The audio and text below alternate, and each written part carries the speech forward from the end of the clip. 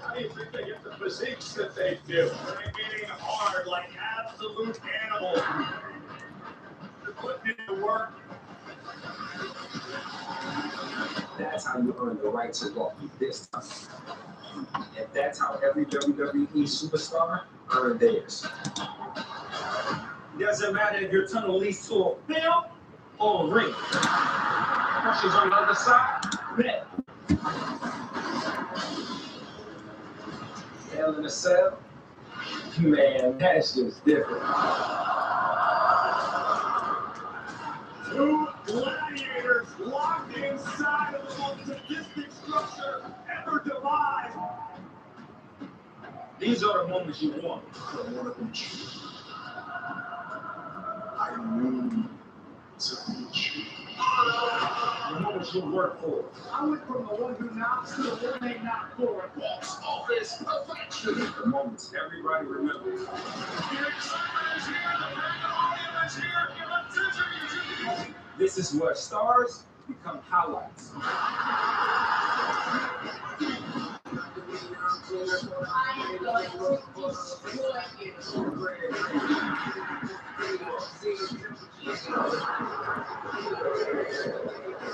We are in for a showdown in Minnesota. Eyes up. Stone. Welcome everybody to SummerSlam. In my house.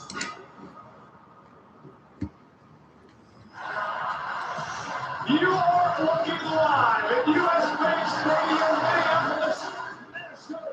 A capacity crowd here tonight for SummerSlam Saturday, presented by Gears of War, Wingstop, and Chase Freedom. They present SummerSlam.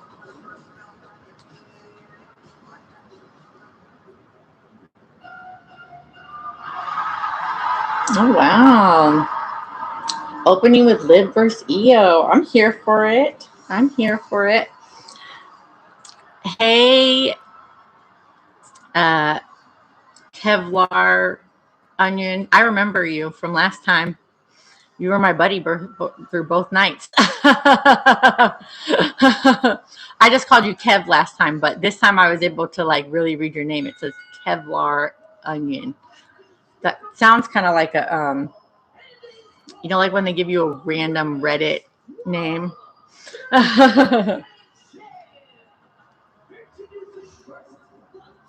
Are you streaming?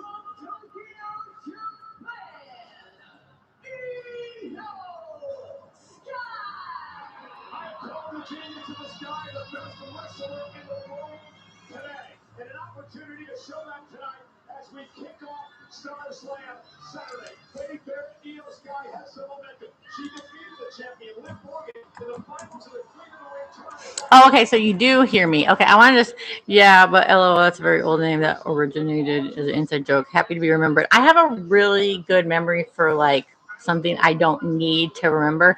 Hi, Jesse Price.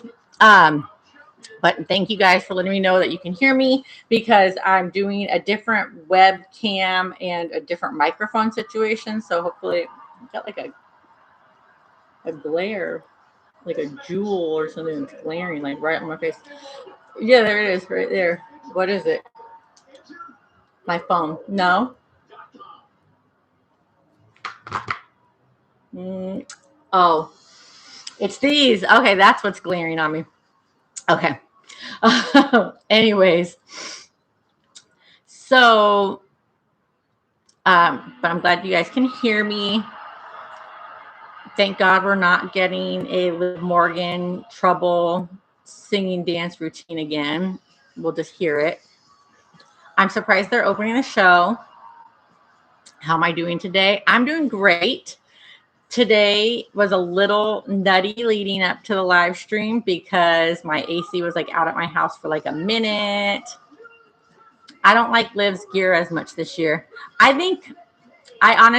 wasn't sure if Liv was going to retain or if Io was going to win. I could really do a toss up on this, but I actually think if they're opening, I think Io's winning. What do y'all think? Io or Liv? I'm saying Io.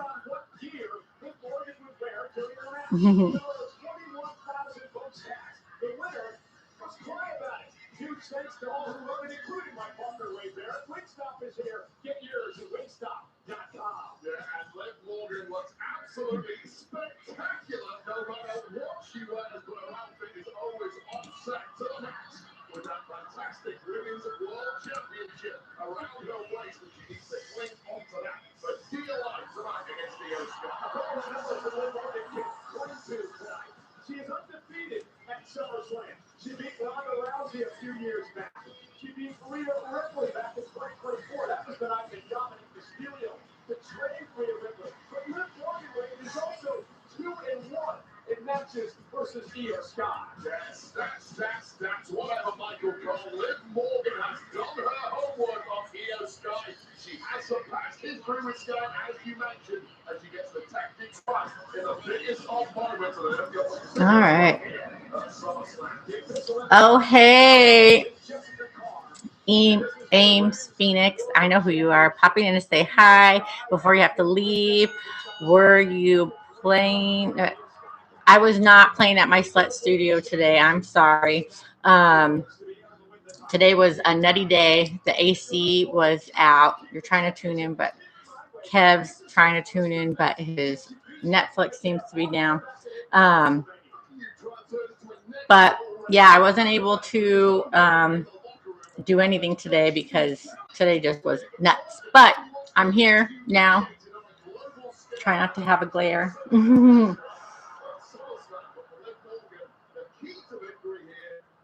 But I'm happy that y'all are popping in to say hi.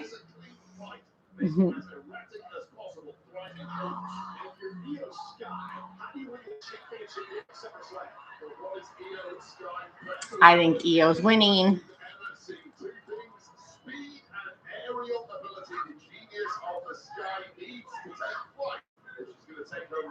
World Championship. And Io Sky, there's another after these to the face of Morgan.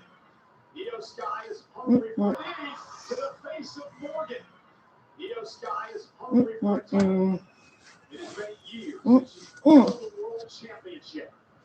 Io knocked off the finals of the Queen of the Ring tournament. All right. Double underhook by Sky. Liv misses wildly. Now Io looks to pick up the pace. Also, just anybody who is on the stream, in case there is a delay, don't spoil for me any endings. Let me react to the ending before you say who, won or whatever. There's more people on the stream that are than what is chatting as far as I can see. Oh my gosh, these keep shining in my face. So that's why I'm just telling y'all, don't spoil endings for me if we're on a delay.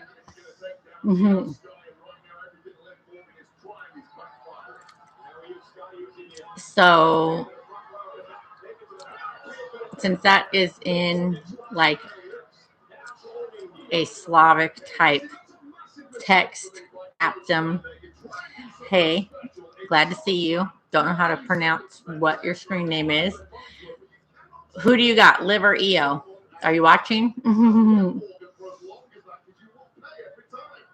I think it's Io. I think since they're opening the show with it, I think it's Io. Hey, in Russia. Yeah, I thought you might be in Russia because of the text.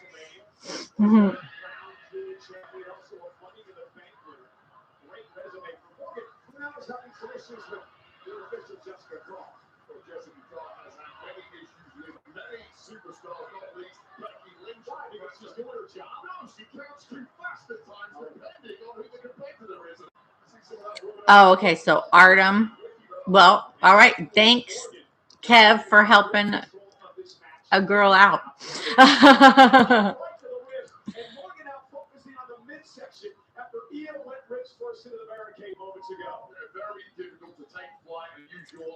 If that is Artem, you should thank Kev for,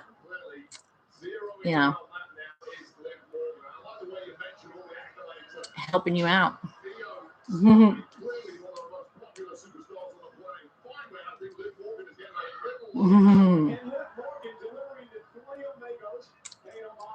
What I like to see. All right. Liv has had a lot of offense here at the beginning. Another thing that makes me think that Io will win. We'll see. Mm-hmm.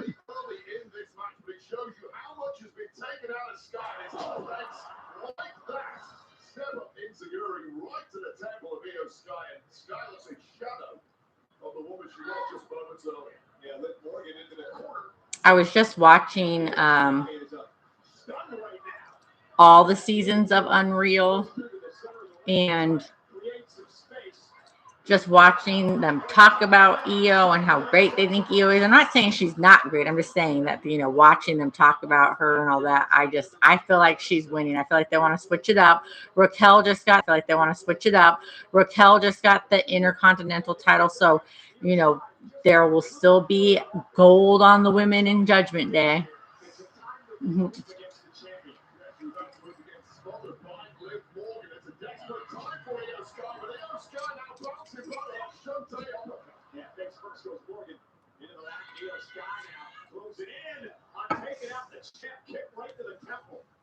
Championship levels of recuperation there from Io Sky, who is immediately now completely back on top.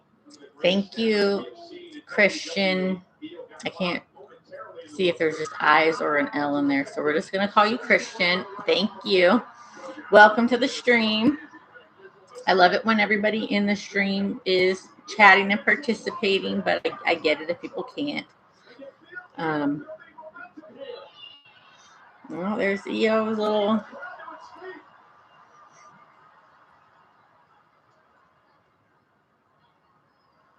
I think she's going to win.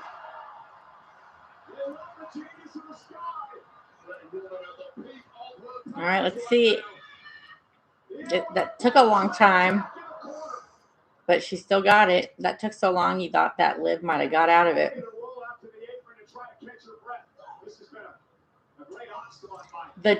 Isn't it usually the first two matches are free or on ESPN, like 2 or something? So they're not going to be short matches. They'll be long enough to where people go, oh, I want to watch.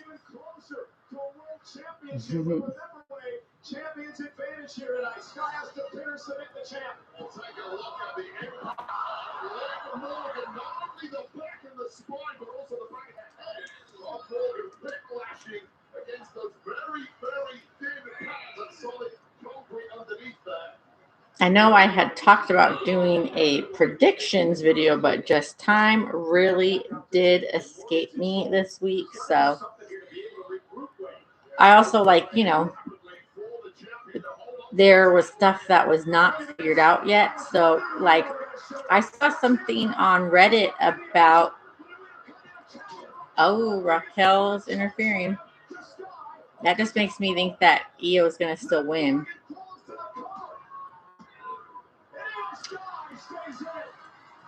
Barely. Io Sky barely stayed in it.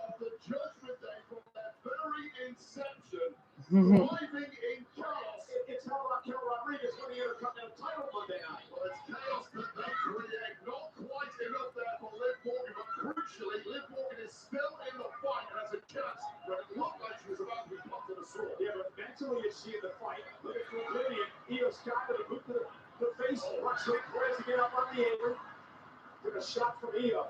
But did the distraction. Liv Morgan and Liv now lost. Caught by Raquel Rodriguez. Raquel having a chip. A little disaster there. Yeah. Here we go. Oh my gosh. Io takes out Judgment Day.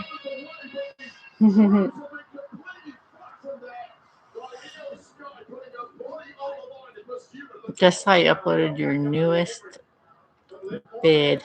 Amazing work. Love the recipe. Oh, thank you.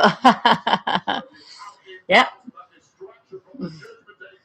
What up yesterday around 5 o'clock my time? It's a good one. It's a good one.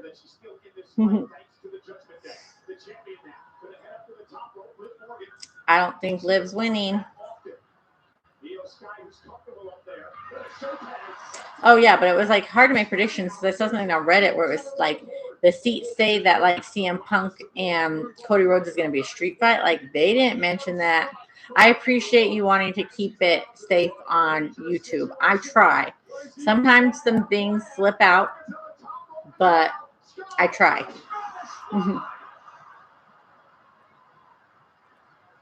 And then, I mean, you know, Lash Legends squashed Julia yesterday. So now Lash Legends going to be in the ladder match for the women's title. I mean, that's going to be on Sunday. But I'm just saying, there was things that were not decided yet. So I'll just give my predictions when, you know, the entrances are happening. Because things change. Also, sometimes your predictions can change, although I guess that's the whole point of making predictions beforehand is based off of how many titles change already. Like that tells you what will happen. It's for the Women's World Championship. Morgan and Io Sky doing battle. Io with a right hand. Morgan with one of her own.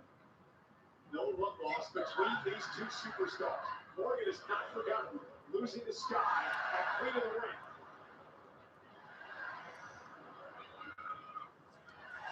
Now trash talking. Now Morgan with the right hand, taking the upper hand on Io Sky. Io ducks underneath.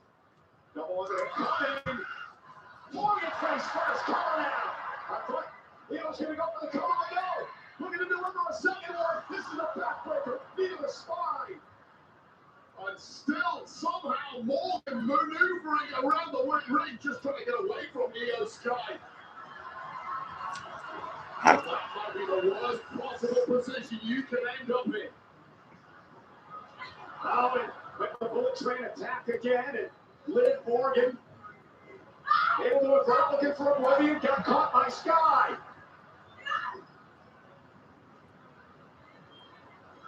What's Io planning to do here? Ooh. Unique face plant maneuver. Yeah.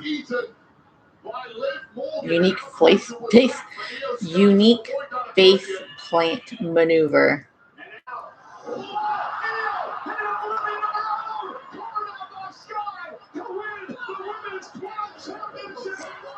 Yeah, that ref was taking a minute getting started on that count, so I didn't think it was over yet.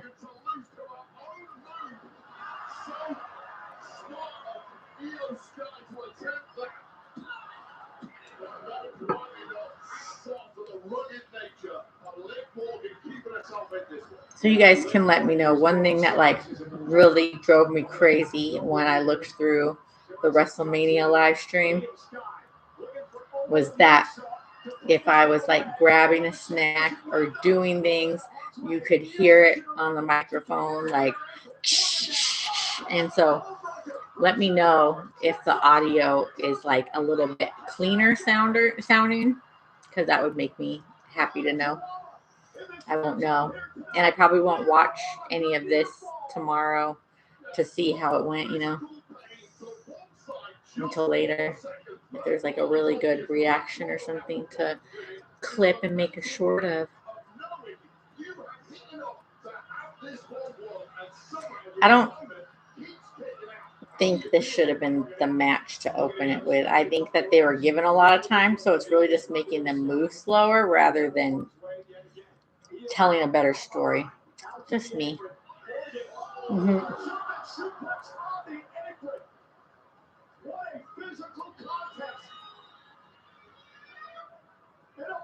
Ooh. Bet that hurt Io's knees.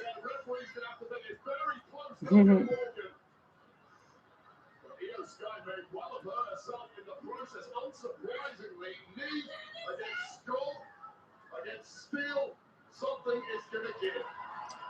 It's gonna do it. Let's see, it's 5:17. I mean, this match seems like it's about over. Oh, knees up. Just in the nick of time, catching Sky, and now Morgan finally hits it Lilly. Oh. Oh. All right, Morgan is coming for it. Morgan retained. Wow, I'm already 0-1. Last time I was like, every match I was on it. I mean, I'm happy for Liv that she won. I personally like Liv better than Io myself. Like that she's got a little more sass to her. She wore spades on her outfit at WrestleMania, so we love that. But I thought Io was gonna win. Trying to not have sparkles on my face from my black only sign. Or black owned.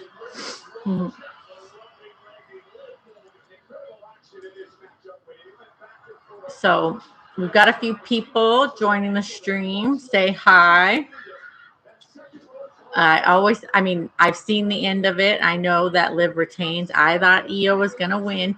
But what I would say is if something happens, don't spoil it for me. Wait for me to react because I could be on a delay. You never know.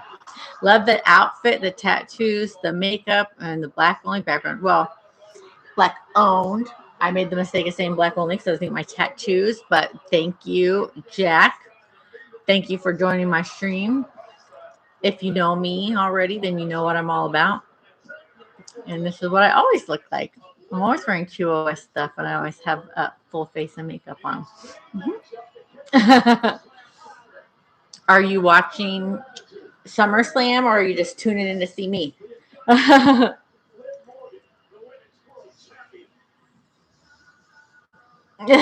is true. That is true. That is peak allegory. I like that. That's a great comment. The black owned light shining on you is peak allegory when you think about it. Yep. I don't have it save the chat. So if a good chat pops up, I have to say it out loud because of the fact that in case if somebody says something they shouldn't be saying on YouTube, it won't be there forever on, the replays. How many women hit you up asking about QoS clothes and lifestyle? You are an icon. A few. And by few, I'm being modest, I guess. I hear a lot of people,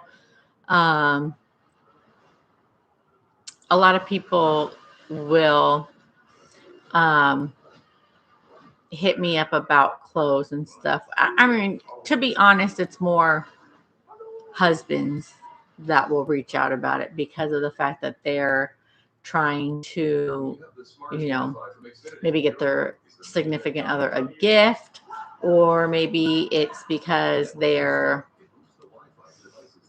the one online while their wife isn't. It's kind of why. There's no match for Wi-Fi this smart. It's about to start. Xfinity. Imagine that. I can. You can't spell American without it. At the Ram Make This the Summer sales event, say I can in a Ram truck. I can tow what others won't. Power through anything. Depend on it for everything. And I can back it all up better than anybody. You can do anything this summer with a great deal at the Ram Make This the Summer sales event because nothing. I didn't realize that last year was the first year they started doing SummerSlam 2 nights, which, I mean, I think SummerSlam is worthy of 2 nights since it's essentially, the next big thing compared to WrestleMania. But I also think that I'm gonna mute these commercials. Are driving me nuts. I was trying not to say every 5 seconds, but these commercials were so distracting.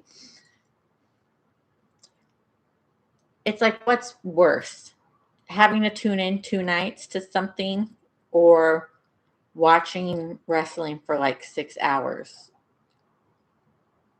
because it's kind of like catching 2 nights can be difficult for a lot of people.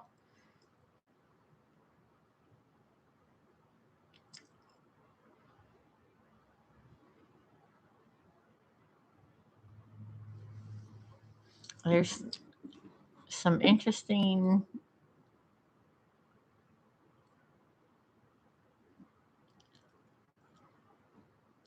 comment in the chat that it's not completely in English, so I can't help you, Holmes.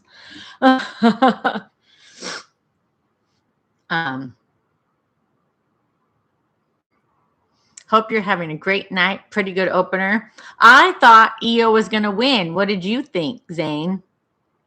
I actually thought Io was going to win.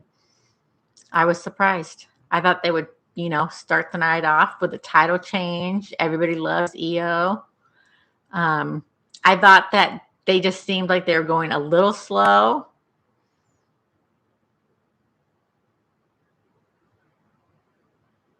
Well, I mean, I think they were doing 6 hours for SummerSlam. They definitely were doing 6 hours for WrestleMania. You felt like you sat down for WrestleMania and you were there just for half a day. So, I mean, maybe that's an exaggeration for SummerSlam, but I know SummerSlam 2024, when Liv won the title off of Rhea, or I don't know if she retained it. I had just got back into WWE-ish at that time, so I was watching at SummerSlam, and it was Drew McIntyre and CM Punk, Hell in a Cell with Seth Rollins as the ref. That was like a very short SummerSlam. Like there was just a handful of matches. It felt like there could have been more matches. Who do you think is going to win between Punk and Cody and Roman and Rollins? So I think that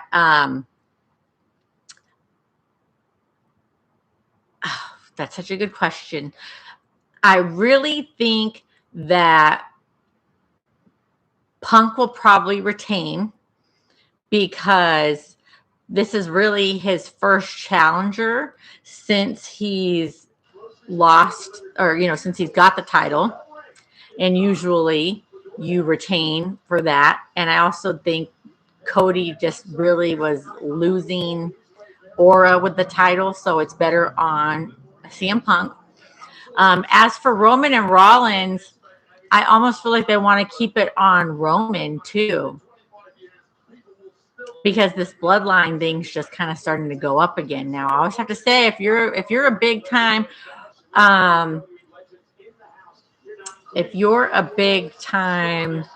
WWE fan and you were watching all through the bloodline stuff, that was the period of time I had stopped watching wrestling, so I totally missed it. They'll keep it on Roman to promote the Saudi Mania. Exactly. I think that Roman's just the better person to have it on, and Seth is going to still be over if he has it or not. My favorite person in the world, Jimmy Hart.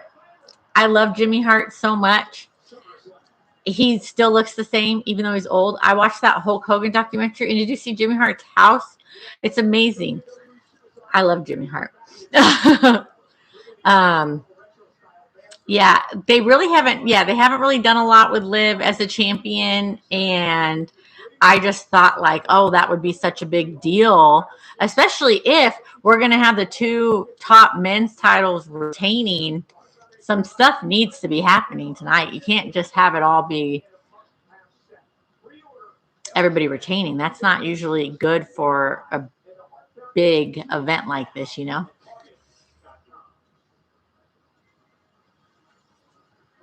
Tonight's specialty camera is brought to you by Cricket. Join Cricket Wireless to get reliable nationwide 5G on the AT&T network.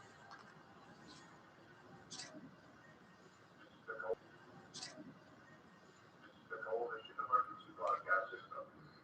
There are reports of multiple tremors causing minor damage across Kelowna. Citizens are advised to stay indoors as emergency You should turn on the super chat option to allow donation to stream. You know what, Jack? I would, but my watch hours, I have not hit super chat ability yet. I need 300 watch hours. Or no. 3,000 watch hours, and I'm at like 600, like, valid watch hours or whatever. I have enough subscribers for super chats, but I don't have. I know I really want super chats. I was hoping it would be there, but watch hours are really hard to get. You need either 3,000 regular video watch hours, or you need 3 million shorts watch hours. And while my stuff does all right, none of it's going to be hitting that yet. So they make it a bit hard for you to get that. I think they used to make it easier. Oh, well, make it a bit hard for you to get that. I think they used to make it easier. Oh, wow. So they're giving the Usos the Gears of War entrance. I thought this 6-man tag would be in the first hour, so that would be the free thing, because the children love the Usos. Mm-hmm. Yeah, designated shilling product match. Exactly. Yep. It's so bad how WWE has gotten with all of this. It's pretty ridiculous with the advertising.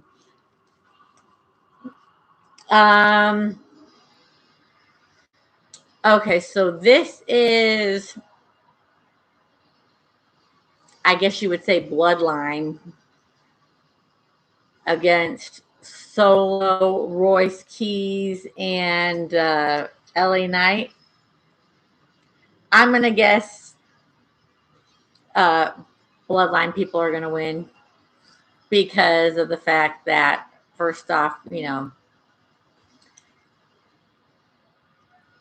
the casuals and the children love Jey Uso, and WWE hates LA Knight. Am I right or am I right? WWE hates LA Knight. I feel like he's far too derivative of Stone Cold and The Rock that I don't really care for him that much, but it is just kind of funny to see how they crap on him all the time. I like Jacob Fatu. I think he's a great wrestler. I think he really puts it all in. I think he's better than his little cousins over there. This makes me wish Fatu won the title in Italy. That dude should not be in the first hour. Well, yeah, I mean, you knew he wasn't going to win, and that he was, because it was on Roman. But it would have been fun if he had won. I really like Jacob Fatu. I think he's a good wrestler. I think that they're going to win. But this first hour match is not like old school first hour matches. This is we want people to watch this for free on ESPN and then tune in on the apps to watch it. So this is meant to be better than a typical, second match of the night.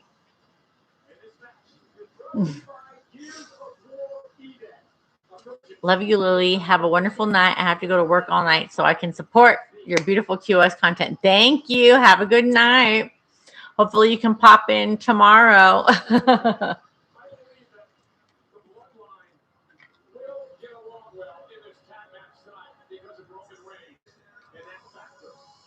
I just don't see. They've done nothing with Royce Keys, Powerhouse Hobbs, as he's formerly known. And then Solo, they're not doing anything with him. And LA Knight, they love to, do nothing with him. Now, what I love for Royce Keys to win, it. Royce Keys could get it any day, but I'm just saying I don't see that team winning.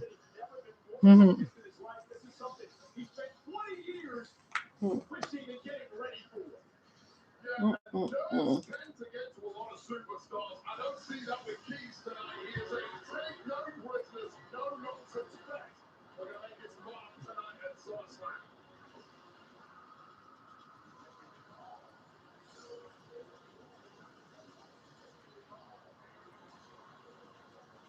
I feel like there's something about when there's outdoor events, it just kind of seems like the crowd doesn't really pop. And maybe it's a sound thing because it's full, but you just like, this doesn't seem like people are ever enthusiastic. Maybe it's just because WWE is so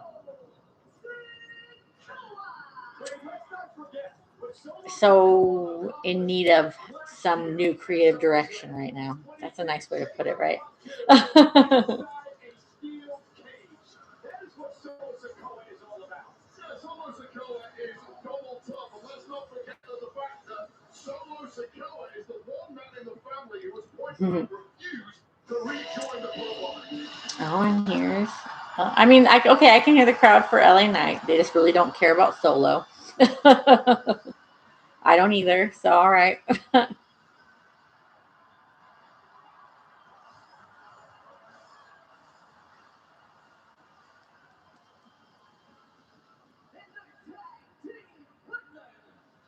Huge pop for LA Knight. Yep. So there is they did pop for him. I still don't think he's gonna win though. What do you think, Zane? Or anybody else?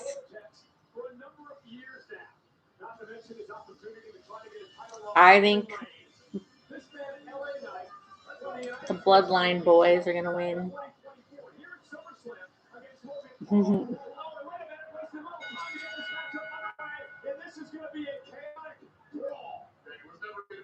Friendly sporting affair is about who can get up first on their opponents and put them away.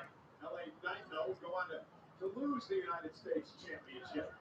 Back in WrestleMania to one Jacob Fatu. Yes, he did. LA Knight was actually tagging with the bloodline just this WrestleMania a few months back against the Vision. Yeah, before they were really. I think LA Knight wins. Good babyface win in the first hour. I guess you're right. You know, since Liv retained, that would be a big pop, and it doesn't hurt any of these bloodline boys, as I'm calling them tonight, to lose. So I hear you, but I still think I'm still going contrary to you, but I think you're making a good point. You never know. I could just be wrong with every prediction tonight. Well, I'll be right with one. Gunther's going to win. Gunther versus Nick Aldis. You know Gunther's going to win. Now, I'm very familiar. I have the TNA app, y'all. I watch a lot of old TNA. And this is funny. It's a mocking yeet off.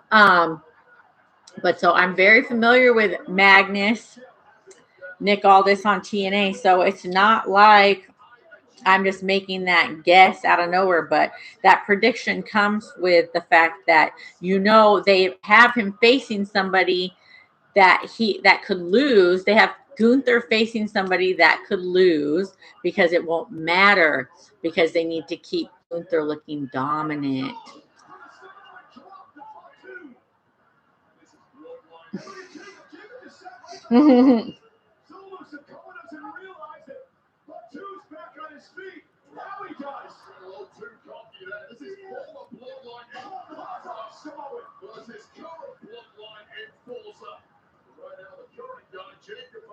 Is winning that feud. You mentioned Solo Sikoa. There's the set time by Team Solo has refused to go back to the family.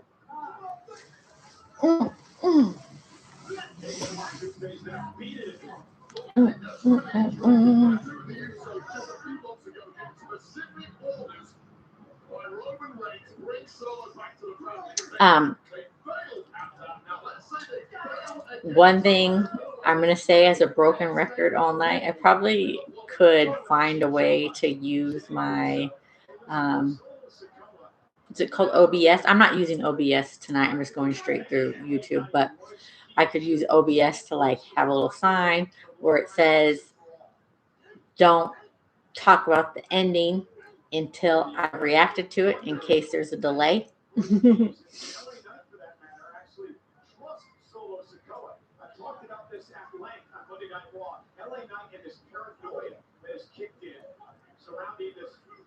Oh, LA Knight and his paranoia.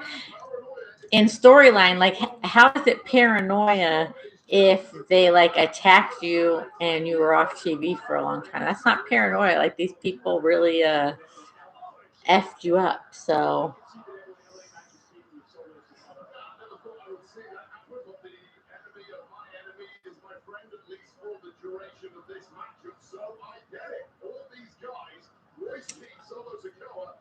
well, that's good that there's Let's Go Solo chance.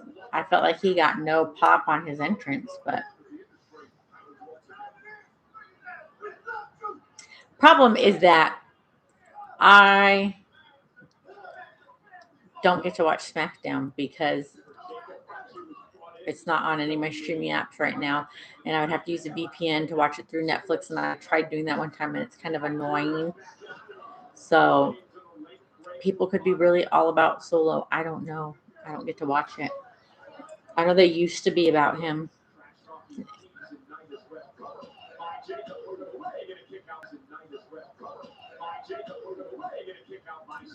I will say I think Solo is funny, but I think he tries a little too hard.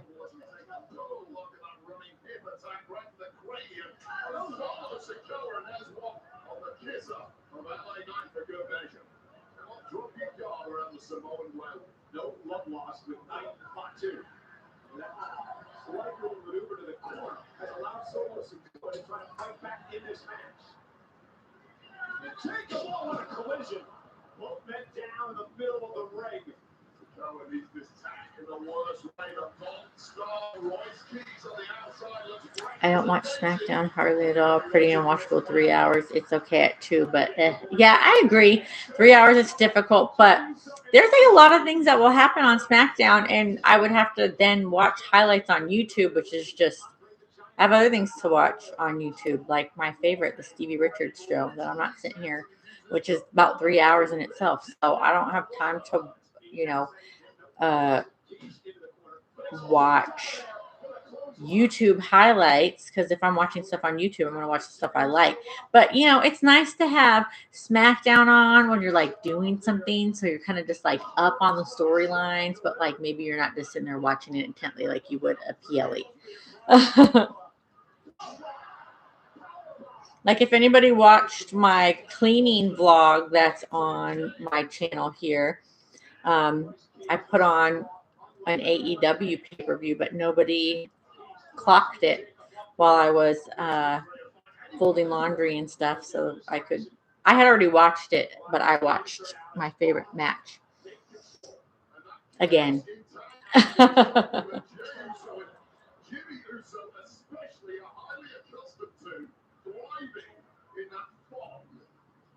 had things going his way after that spine buster, but an interference and a distraction has allowed Jimmy Uso to take control. Five bodies drop right now with Keys back to his feet rapidly. The big man going to climb up the second rope. What does Keys have in mind here? I mean, he can do whatever he wants power-wise from the most freakish of angles. But I would not want to be Jimmy Uso right now. Trying to power Jimmy up. Jimmy trying to counter. Might shift his balance. So difficult to do on an unstable base on the ropes, but anyone can.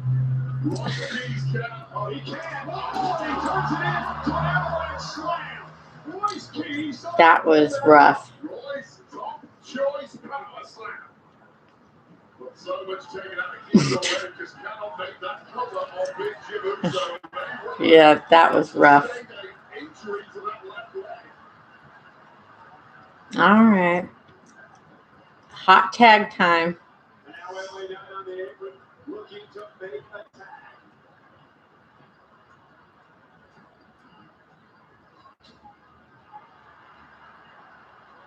Oh, and look at this LA right now, exploding into the ring. Knight going to work on Jey Uso. Reversal, Jey sent into the ropes. LA Knight now. Good slam, LA Knight. LA Knight simply enjoying this a little too much.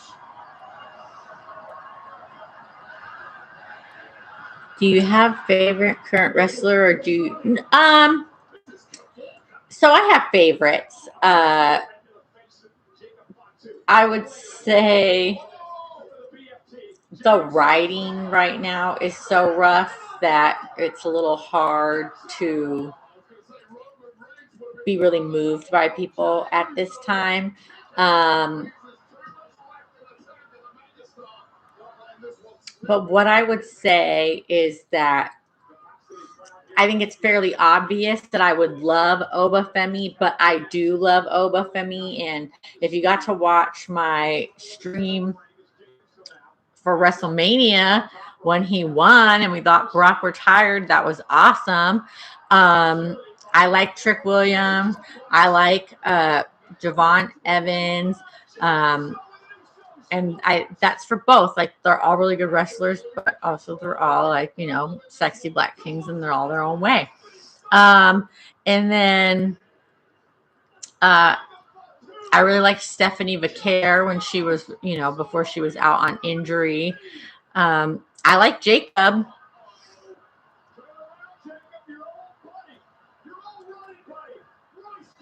I just feel like it's kind of hard right now to be like, oh, one person's my favorite. I just feel like wrestling is so different now. And maybe it's because it's just not at its creative best. So you're, rather than buying into the storyline, you kind of just look at everything very analytical, like, oh, well, of course this should be a babyface win, or this should be a whatever loss because there's been this many, that many, whatever things happened throughout the night. That really probably didn't answer any of your question, but I have people that I like. I mean, I like Tiffany Stratton, and I like Chelsea Green. Since they're on SmackDown, I don't get to watch them as much, but I really like them. Kind of feel like they can do no wrong. All right. Uso Splash. Jay does have the worst spear in the business. He shouldn't even do a spear. Like, why? Roman has a spear, and then we have Braun Breaker with a spear. Nobody else should really be doing a spear unless if they're really great at it, like those two. Well, for some reason, Netflix just refused to work tonight. Oh, well, I'll just enjoy your company until I fall asleep, I guess. Yeah, I mean, hey, if you don't, you can still hear what's happening. I know that.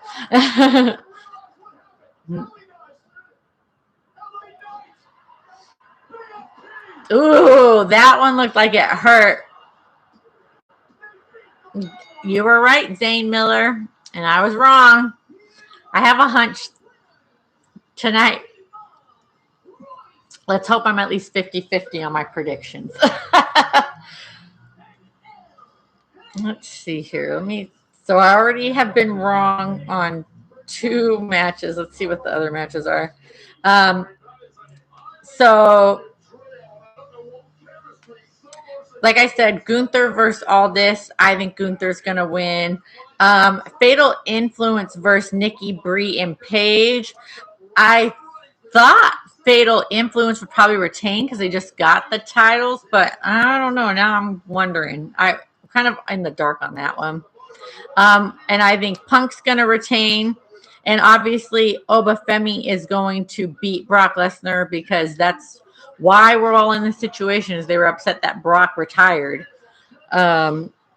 So, I mean, I should get 3 of the 6 matches right tonight. I don't really know about Fatal Influence versus Nikki, Brie, and Paige because I just feel like, are they going to try and get the nostalgia pop again since Nikki's back, or that's not a title match. That's just a match. I don't know why I was thinking it's a title match. It's not a title match. But it kind of doesn't matter. You can't have the title holders lose their next match. So I still think Fatal Influence will win, even though it's not a title match. I don't know why I was thinking that.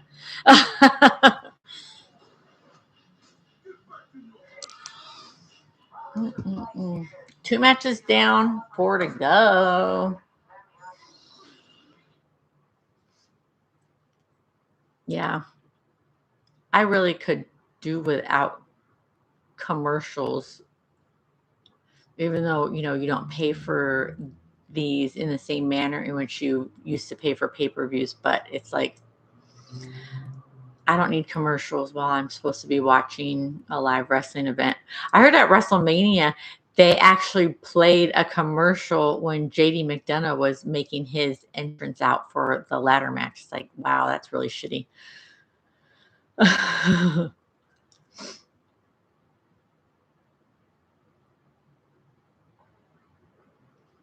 But I am 0-2 in predictions so far. We'll see. We'll see what happens tonight.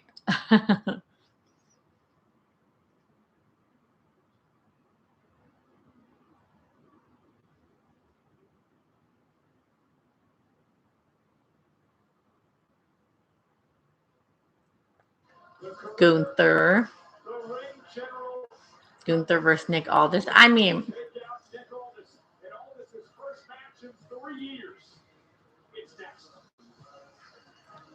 it would be wild if Nick Aldis won. That's all I can say. They loaded up tonight so much. Night 2 is a whiff. Roman and Rollins got to work hard. The Oracle remains undefeated in the prediction department. No, I've lost. I am twice. I'm 0-2. I've been wrong on both matches so far. If you're calling me the Oracle, I'm going to be right on this next one, though. There's no way they have Nick Aldis beat Gunther. It doesn't make any sense whatsoever. I think they'll put on a good match, though.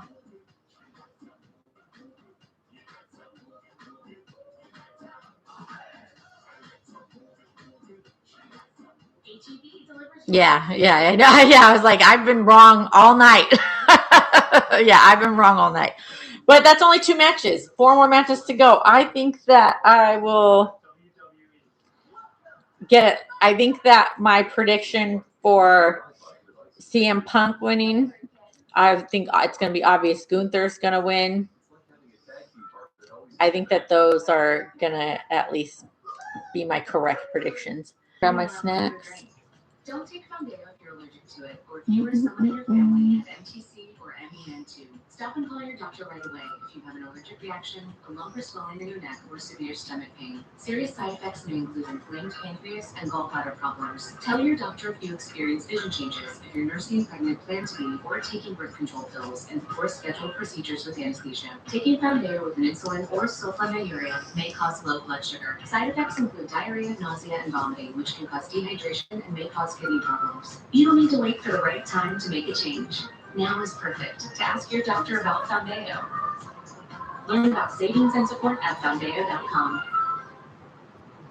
Someone really does listen to you. You're not just a dollar sign to them, and they really listen to your needs. And if you tell them, hey, I'm just looking right now. Freaking commercials. Drives me nuts.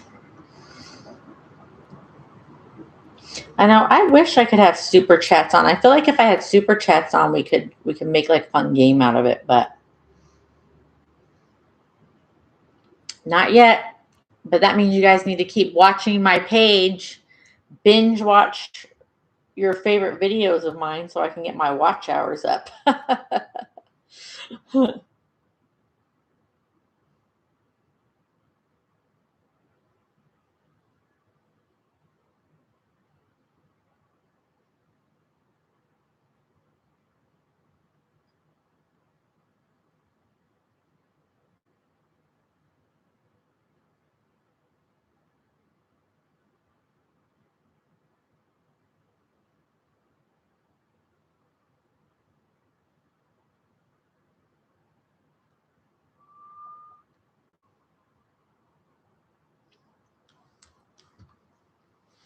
Braun Breaker not having a feud for this show sucks. Too bad they didn't capitalize on him. I agree. I especially think that with the newest season of Unreal being so strongly focused on him, you would imagine they would find a way to make those type of things coincide with what's the PLEs, because especially with everything on Netflix for the rest of the world besides the United States. kind of a waste. They had Liv retain, and they made a big deal out of Liv, even though she has not had a very strong championship reign thus far.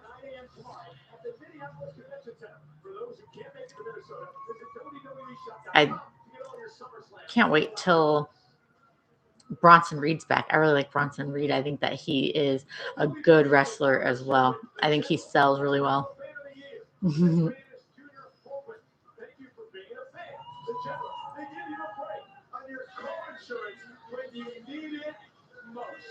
I was looking around everywhere to find. I've been looking everywhere for like a couple months. I was going to do a video for YouTube, trying to find the Cody Rhodes drumsticks so I could do a taste test and maybe a QoS compares type video. If you guys have ever seen any of those of mine, those are exclusive to fan platforms because I say some crazy stuff, but I thought I could find a way to do it for YouTube.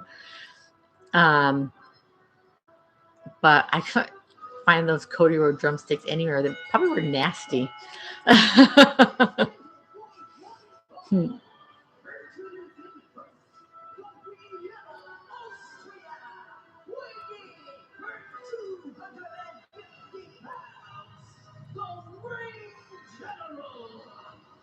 Well, that's interesting. Gunther, when he held whatever title he held for the longest, it was for 666 days. That's interesting. When I looked at YouTube earlier today, I had 666 subscribers. I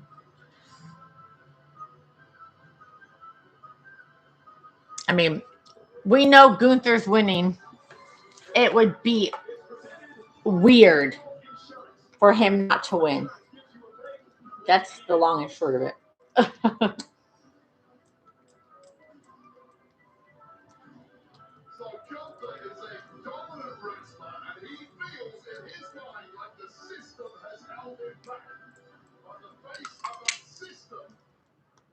You're amazing, Lily, from Snoop Froggy Frog. Thank you. And thank you for staying high on the stream.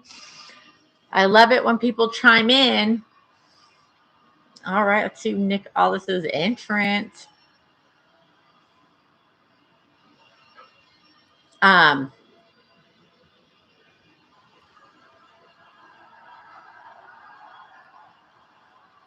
never watched him in NWA. I just watched him in TNA. So when he was in TNA, he wore the Union Jack tights and stuff. So I really didn't know what to expect. Obviously, he's older now, and I mean, wasn't he? No, he wasn't. But he was a long-term title holder for NWA before Tyrus. Former TNA World Champion, first career WWE match. Honestly, the bar of what you can and can't say on YouTube is very blurry because I've seen some podcasts on Lifestar, both to us and Cucks are speaking. They did say some relatively explicit stuff without the video being taken down or anything. So what I think, if you're, obviously I have all my age things appropriate, you know, like I'm obviously, this isn't for children and stuff like that. And I have heard, you know, people swear and stuff on YouTube videos, even in that you can do it. They say try not to do it in the first, you know, minute or couple minutes of a YouTube video because that will possibly get you in trouble. But I mean, I've said things like BBC and just other phrases like that, and there's no issue. I just try to not say anything that's like an explicit description of an act. But I've said like slut a million times on here. I don't think that's a big deal. See, look at, I was talking over it, so I didn't even hear it, but they got Oasis for Nick Aldis. Look at that.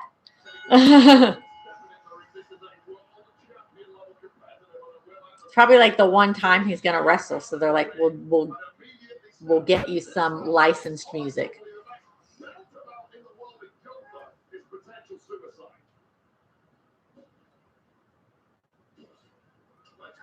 some point, ring rust can indeed become permanent. So these may be nervy early moments here for Nick Aldis. Now, always under a lot of pressure against the ring general, Gunther, one of the greatest wrestlers on the planet today. If you're Aldis, what do you need to do to pull off a miracle? First of all, before anything else, you need But also, since we're in a rest hold already, when it's about saying explicit thing, like if you guys watch my weekly updates and stuff, there are certain things that I will just bleep what I'm saying or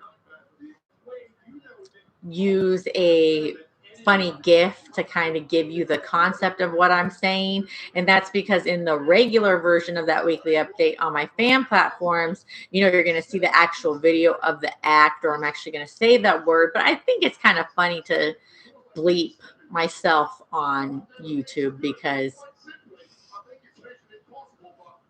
it just makes it very different than the version on the fan platforms.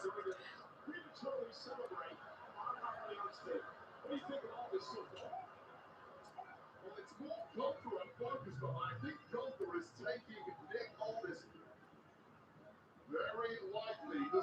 Of course, Gunther's taking Nick Aldis lightly because that's going to be the story of this match. But he's still going to win.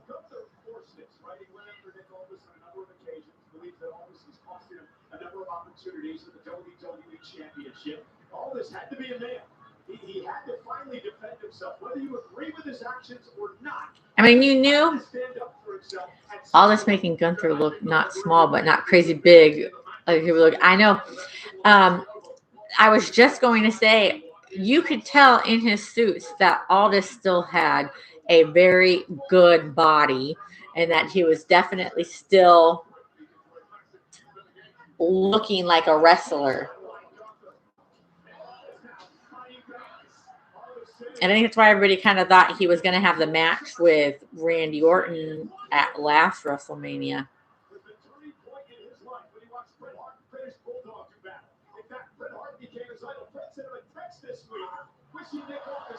Oh, yeah. I mean, I predicted that Gunther's going to win, so I guess I shouldn't be rooting on Nick Aldis. But, let's give the guy some credit.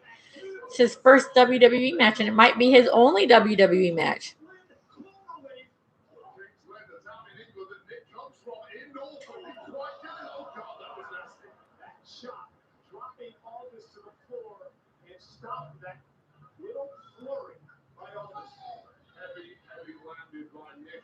That Gunther taking all of his frustrations out on the chest of Nick Aldis. One shot per transgression. And this could turn into a bloodbath. Nick Aldis said that this matchup here tonight with Gunther, he looks at Gunther as a man representing opportunities. Oh no, I just had an epiphany. Zane, I want your input. Do you think they're going to have Cody win because of Street Fighter 2? I mean, Street Fighter as well?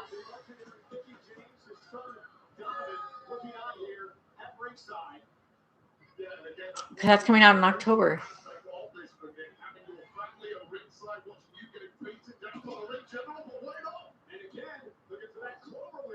So then Roman and Cody will be the title holders again. I still think they'll keep it on. I thought they would keep it on CM Punk. It's just you. But I don't know. I just thought about Street Fighter.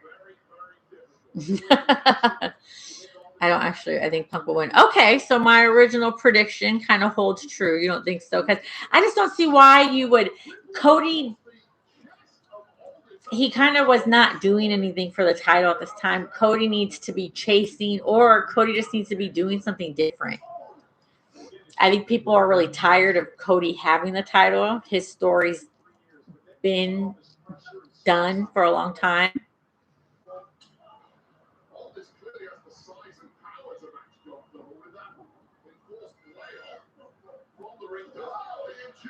Does he have the willpower to battle through the shots Gunther is giving it on this evidence? The answer is yes. Aldis with some rights and then some chops. Ripped into the corner by Gunther, and it drops Aldis to his knees. And I'll tell you right now, getting back in the ring at this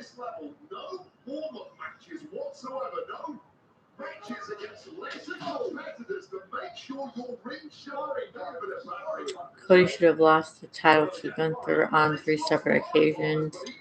So I'm pretty tired of seeing him as champ. I think most people are tired of seeing him as champ, except for, again, some children. But I even think children are tired of seeing him as champ as well. It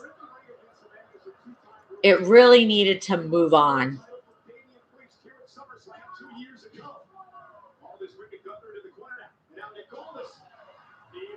And while a lot of people knew Sami Zayn was going to be a transitional champion, I don't think people expected it to be that short of a reign. I think maybe people thought he'd get a month out of it or something.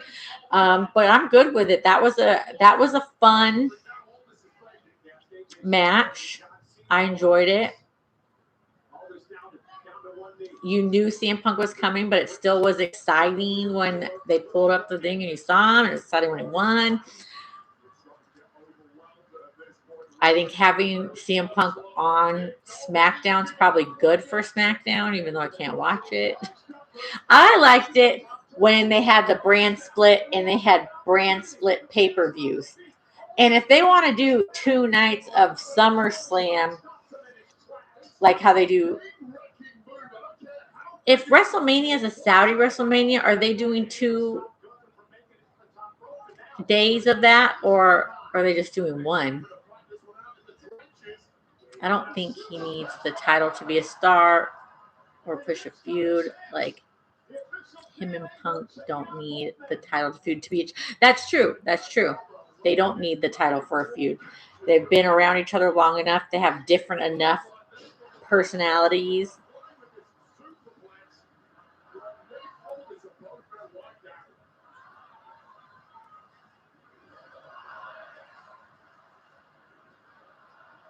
That's nice. You still got it. I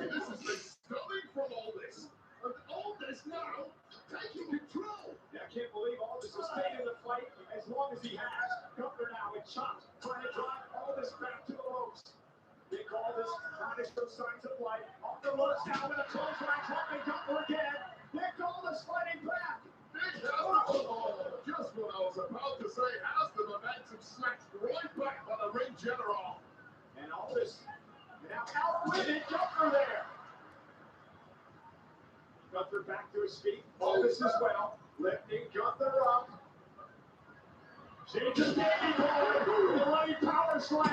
Hooks full legs. Gunther kicks at 2.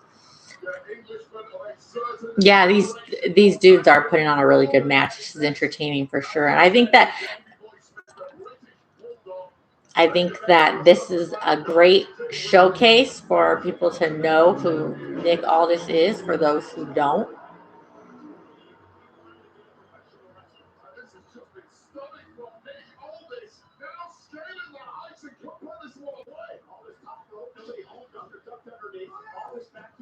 Gunther misses with a big boot. Aldis down with an opportunity. Right to the leg. Can he soften it up with a cloverleaf? Nick looks as good as me. Nick Aldis. That was good. Didn't get all of it as he delivered the slam to Gunther. Now Aldis going to head up to the top rope now. And struggling a bit. You would expect that in this high-stakes matchup. From the top. Shades to the oldest of old. All right. Gunther's in big trouble. How much does Nick have left? Can he dig down deep and put the ring general away? Elbow in the spine of Gunther, who's now writhing in pain. Oh, this is the one thing Gunther did not envision happening here. And here it comes. Oh. Rings, win, cloverleaf, severed away. Aldis is what pedals with this move. Gunther's in trouble. There's no way.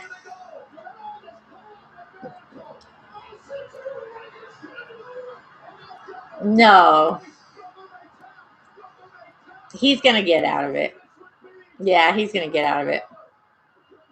Yeah, I was going to say there's no way, but they did a good job. That had my hair sticking up on my arms, so I was excited for Nick Aldis.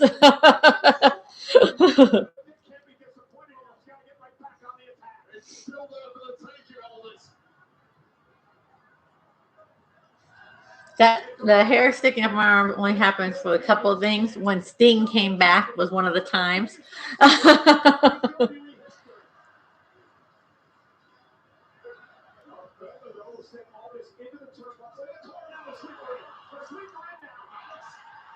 Oh, yeah, you knew that was going to happen.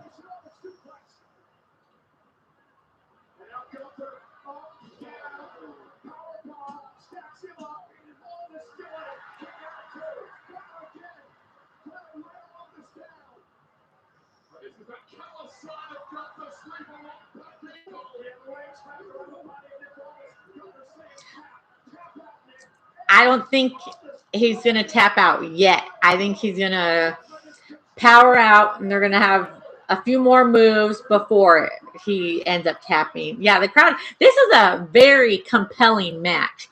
Crowd's into it. I'm into it.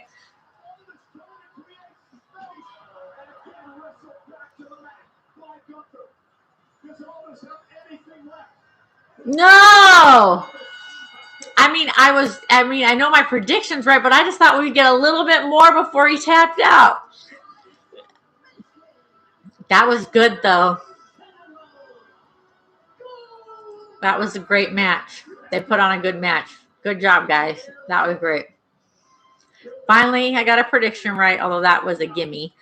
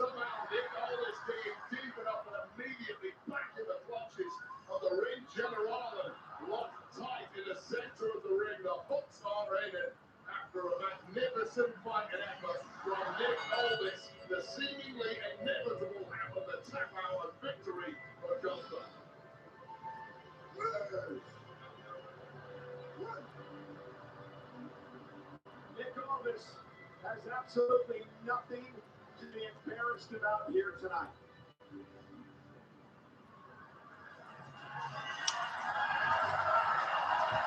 Yeah. What a match. The first real match. Yeah, that's true. It's 100% true. The first real match that the crowd was living and dying for. I was as well. Can't believe Bella Twins are still wrestling. You saw them in elementary school 20 years ago. Yeah. Yay, Mickey James. I did see when they showed them in the crowd earlier, even though I was talking.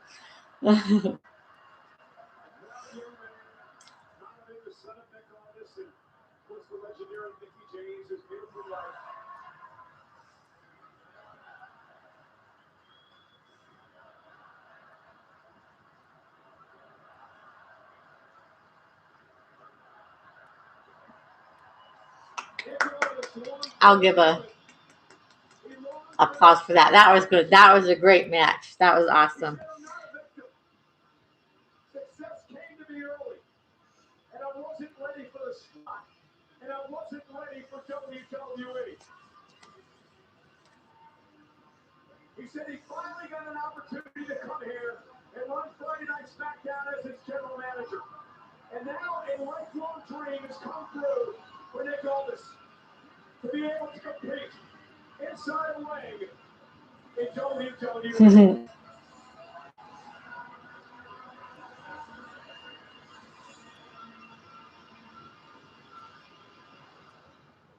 All right. Club WWE commercial break. They paid for it twice. Yeah. Well, I mean, it's the only time he's going to wrestle, right? So I think that's nice that they got Oasis for him. I'm going to mute the chat, y'all. I'm going to get snacks, go on a little bathroom break, and then I will be back.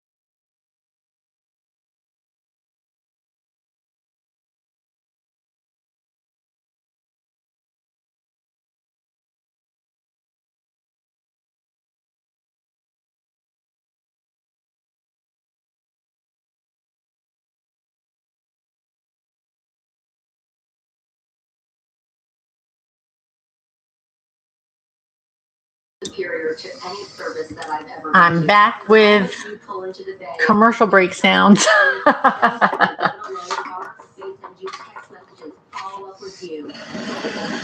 Got my snacks.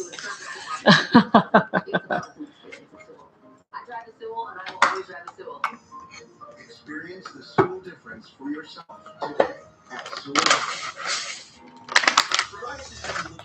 Should go back to muting. You know, because I muted the stream, didn't mute the commercials.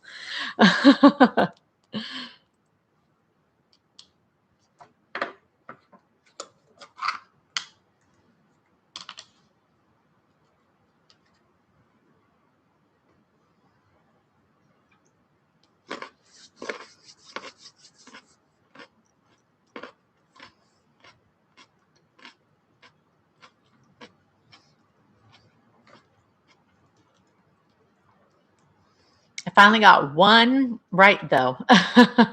So that's nice.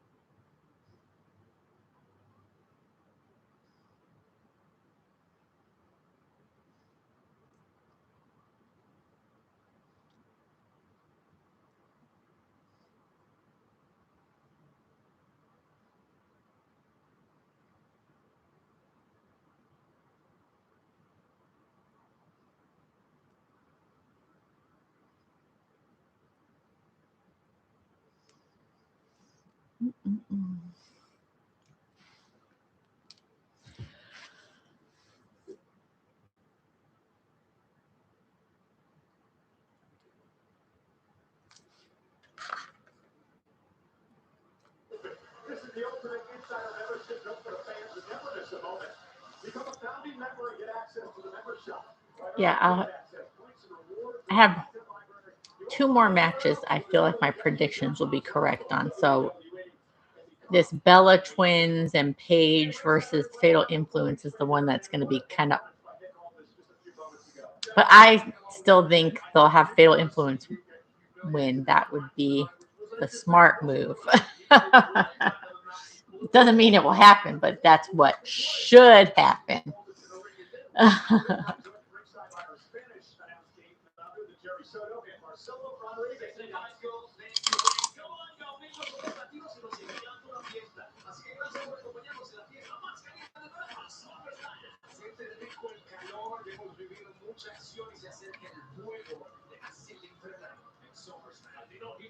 And you guys aren't the only celebrities here tonight.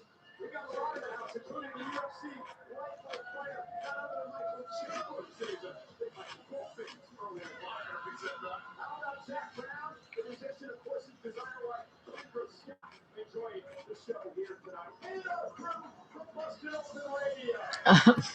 The Busted Open, guys. WWE Radio. That's a funny... Yeah, they're on WWE Radio now. I'm sure they're going to be very unbiased. You know, they've always been fairly biased, but why would they ever talk about AEW or anything anymore?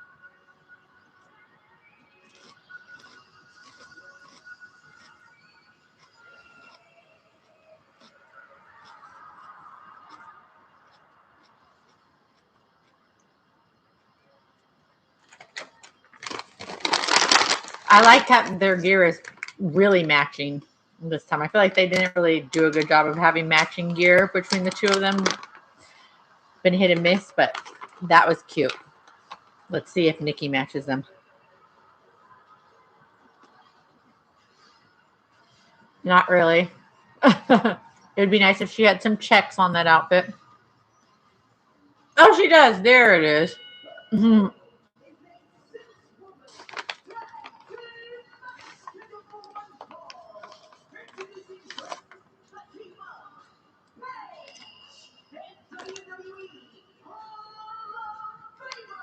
People in the crowd, who do you got? The Bellas and Paige or Fatal Influence?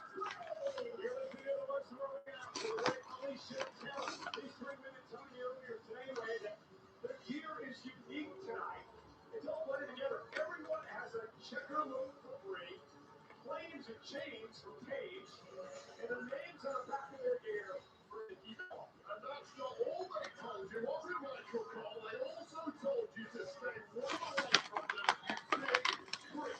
Well, I will agree that their gear looks immense. Well, the performance of this trio matchless. You and I should coordinate like that. Ricky Bella returning to action tonight for the first time in months. Broken ankle, suffering a severe sprain.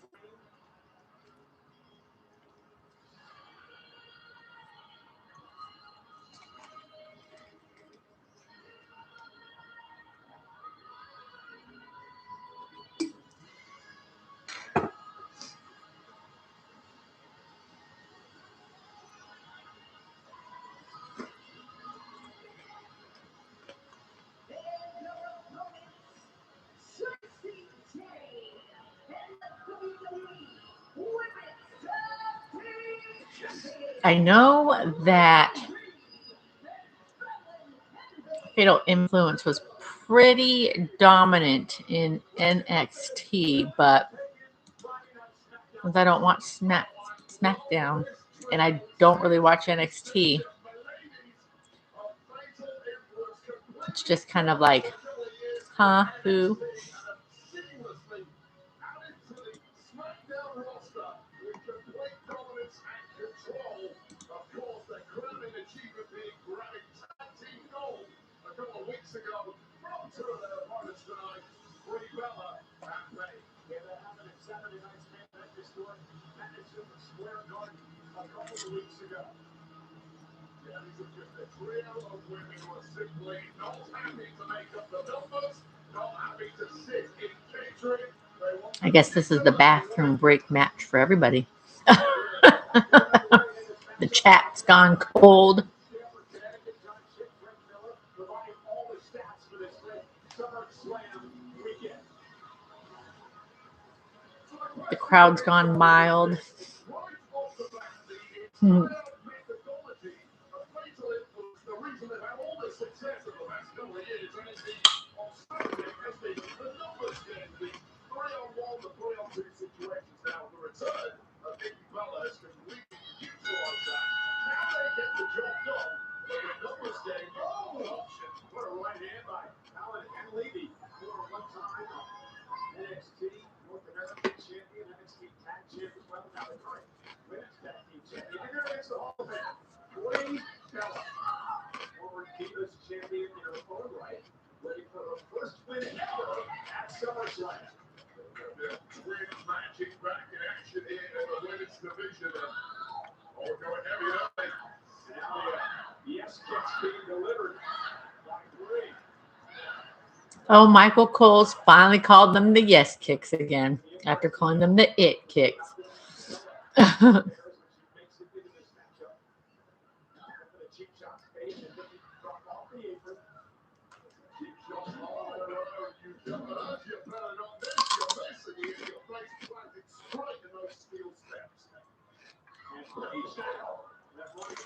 Finally picking up Ray Reed. Gypsy Jimmy goes down next to the Bella. Meanwhile, action back in the ring. Williams, Allen, and Levy. Legal win in this matchup. Nikki Bella testing out that ankle early with a clothesline up to the floor, and now it's Brie Bella, the legal woman. Here we go. Jane now takes advantage, ripping free. And the referee, Stephanie LaShawn, has her work cut out for her in this one.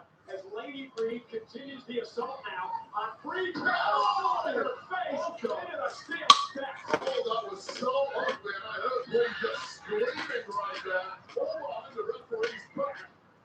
As underhanded as you like. Now Jane with a cannonball into Brie in the corner. Then they effectively make this a reaction match. They get back to the numbers game we were talking about.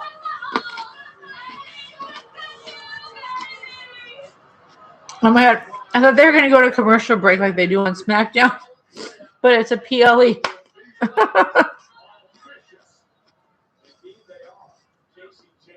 That was like the commercial break spot. Mhm.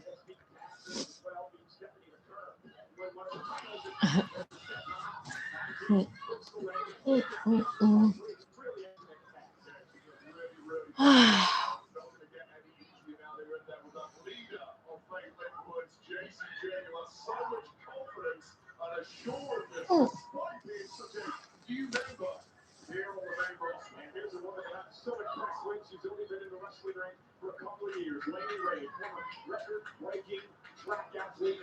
So who's watching the wrestling that's on the stream right now?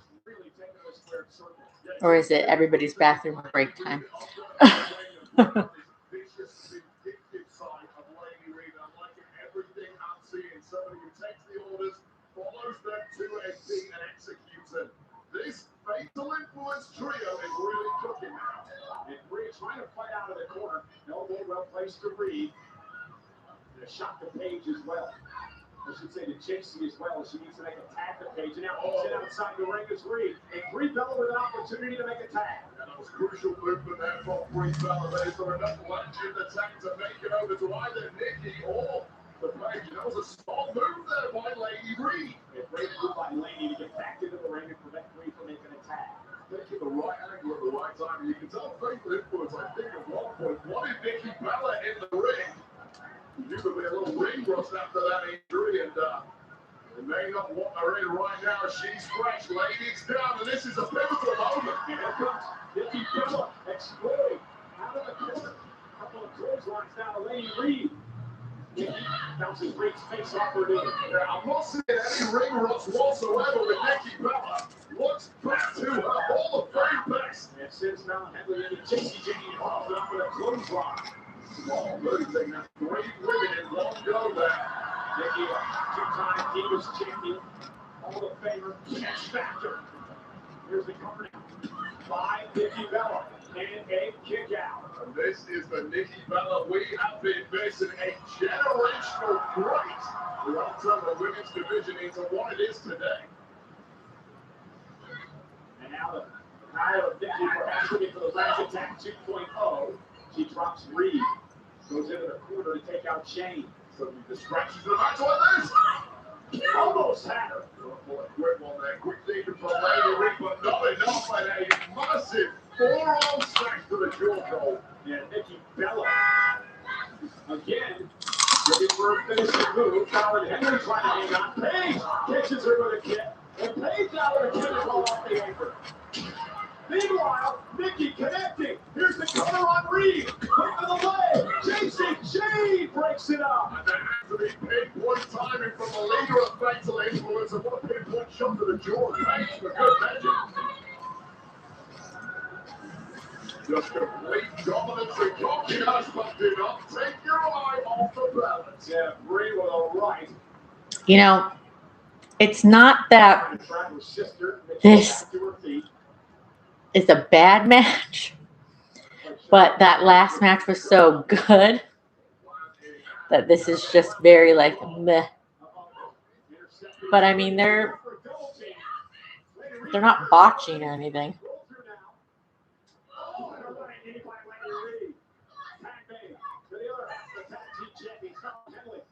Reed received that right to the jaw of Nikki Bella. Oh, we've seen this before, Cole. The double team for the tag chance. Cover, hook of the leg, and Page breaks it up.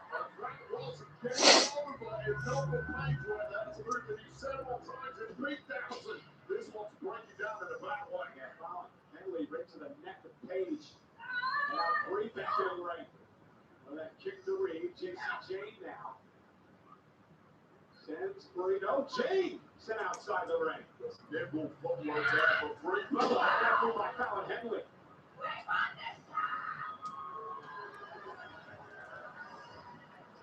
There are bodies everywhere. Oh, Michael Colin Henley Mhm. blocking the Bellas. Right in the cowgirl. And now Henley. Uh-oh. They go. Wow, what a collision. Both women down. Both have the same idea. One big swinging shot connected to 2 jaws. JC Jane wanting to make a tag. And she does. JC Jane is leader. This match is right for the pickings right now, but Page just about saving Nikki Bella, about making a tag at the same time. And she hit up over the top. Starts that left into a combination. Shoulders down, kick out now by Jane. And Colin Henley causing a distraction. Hey! JCJ into the cover off the rolling encore for the win. Well, okay, so I was right. Fatal Influence did win. But that was just such a. That win was like.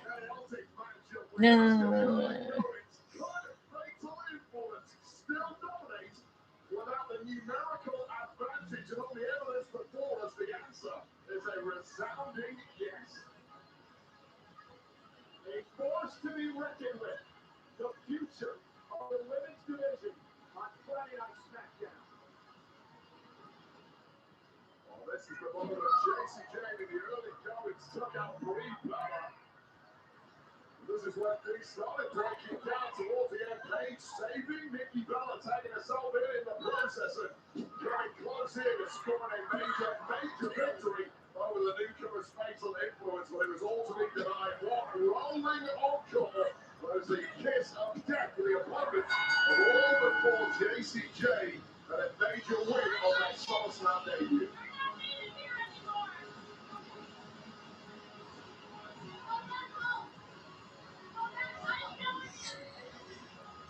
That was So this is when the Bellas are gonna turn on Paige, right? Look at Nikki's face. Yep. Everybody saw that coming.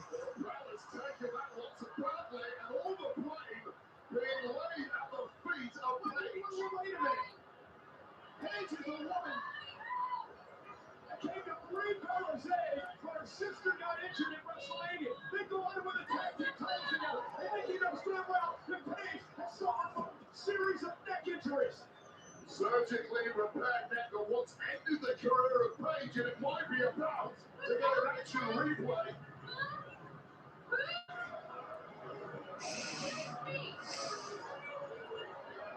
What is this all about, Barry? Is it jealousy over what happened at WrestleMania? You lose, there has to be consequences to all that. It's the Bella's middle. I don't think this is just about a loss. This has to go deeper than that. These three women were the closest sisters.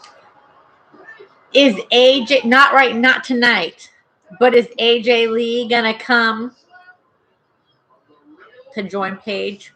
CM Punk's on SmackDown now.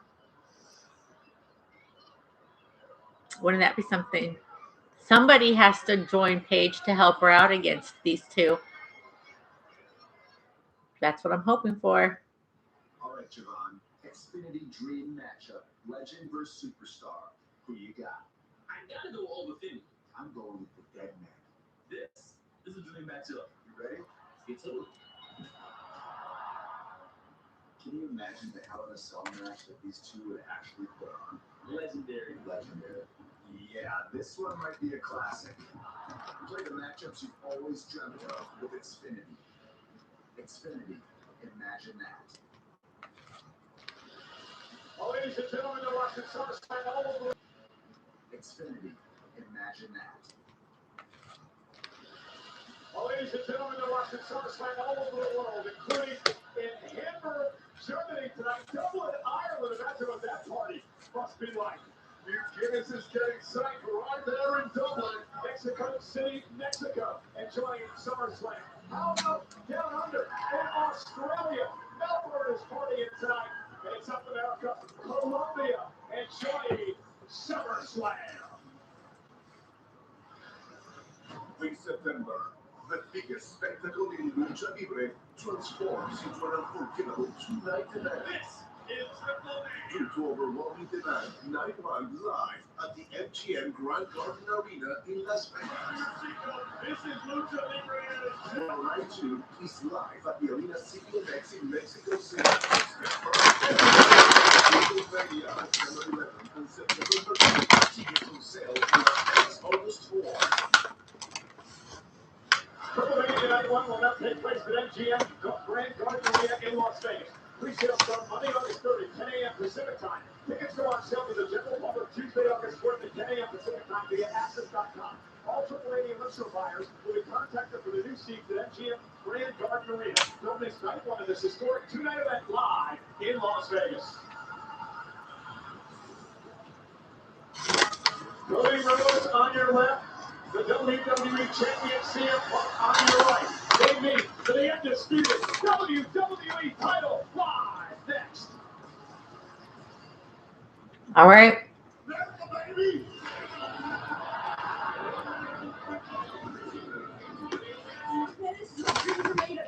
So Obafemi versus Brock in Hell in a Cell is the main event. I kind of have a feeling. I thought I had read that somewhere on Twitter or Reddit, but like officially, we know. It wasn't it funny if anybody watched Unreal, like how they just didn't even acknowledge the whole Brock retirement thing. Insurance company was being very aggressive. They were trying to get me to sign stuff. I didn't know what to do, so I called you out. I got to go out and buy a brand new car. It's actually a gift for my family. I got to get medical attention. I got the help that I needed, so I'm very glad I called you out. Stop! Don't sign anything until you talk to me. Let me hammer the insurance company for your paycheck and medical bill. 214 or 817-320-1100. We have the smartest Wi-Fi from Xfinity. Your home is the main event. WWE. A network so smart, it boosts the Wi-Fi to devices that need it most. Don't worry, Ken. You've got full strength. It's like having a tag team partner that always has your back. Everything okay up there? We're good. There's no match for Wi-Fi this smart. It's about to start. Xfinity. Imagine that. That's a lot of wind. Yeah, I agree. More wind. Yes, we think we should do less wind. That's it. Are we rolling on that? You said cut. Yep. You sure did. When I say Wendy's Small Classic Frosty, you say it's only $1 right now because summer should be fun and not cost a fortune in rounds. It is high. I don't really use a Frosty. Where's my dollar Frosty? I need my dollar Frosty right now. Wendy's Small Classic Frosty. Now just a buck. Psoriasis had me looking for plaques, brushing off flakes, and searching for answers. Now, with Gonzalez, For the people who I can see are on the stream, feel free to chit chat with me. I'm just over here, just ate my healthy snacks. 100% clear skin. Come after the first dose.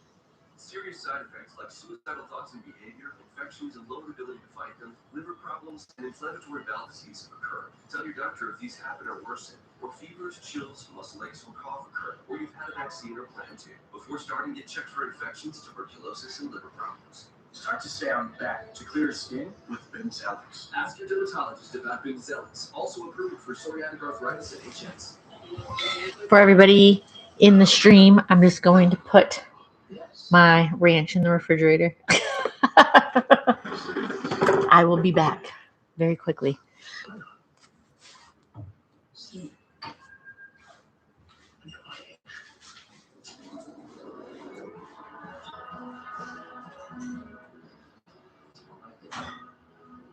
Legendary moments of your life. It's Millet. Applebee's 2 for $25. You get 1 full-size appetizer and 2 entrees, like our new bacon cheeseburger wonton tacos appetizer. Seasoned beef, melty cheese, and bacon, all wrapped in wonton chef. Only at Applebee's. Hello? You there? Hiring and no response? Not with ZipRecruiter. If you need to hire fast, post your job on ZipRecruiter in minutes, and we'll quickly find the best people for your job. We'll even show you the most interested candidates first. All right. So you can start talking to the right people faster. No matter what the role, we've got the All right, we got 2 more matches left. Cody versus Punk. I've chosen Punk to win. You can't just crown yourself. You gotta earn that title. Making sure there's no broccoli in my teeth. Iron cashback on glitter because cashback should sparkle. I got this one. I had to blame too. That's your comeback. That's my cash back. Listen. Cashback let it grow with Chase Freedom Unlimited. How do you cash back? Can't do it Hey, Chase Freedom is the official credit card of SummerSlam. But how about the 40th annual Survivor Series coming to Dyke Park? The Icebox, home of the Houston Astros in Houston, Texas, on Saturday, November 28th, the Saturday after Thanksgiving. Tickets on sale this Friday, August 7th at 11 a.m. Eastern, 10 a.m. Central to get Ticketmaster. Visit www.com/events now to register to be the first to receive pre-sale information for Survivor Series 4 games. So much more to come here on SummerSlam Saturday.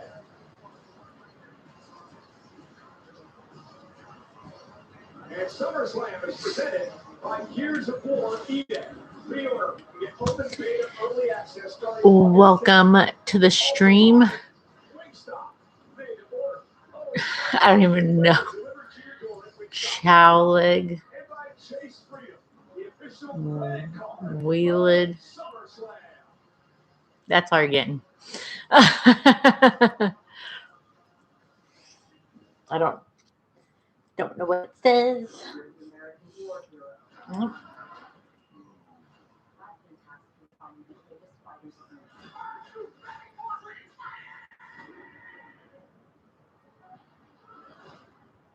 Street Fighter commercial. Right back at you, Chowlig.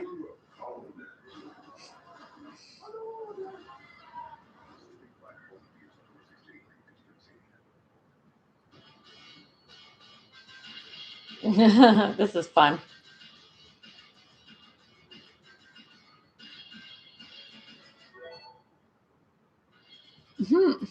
Okay.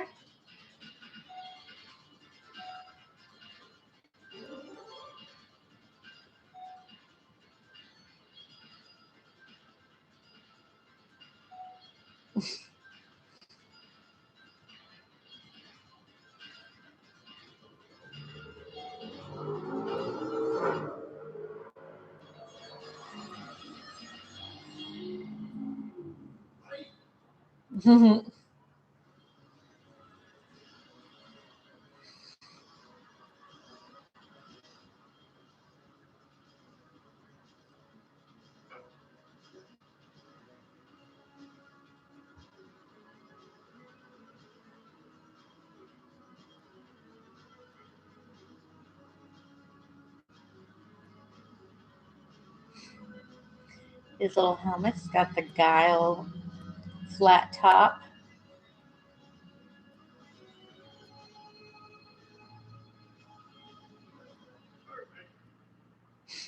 Just kind of feels weirdly anticlimactic compared to his regular music, though. So it was kind of a weird, like, I liked the throwback Street Fighter stuff, but then it was kind of odd with that music when his coming out.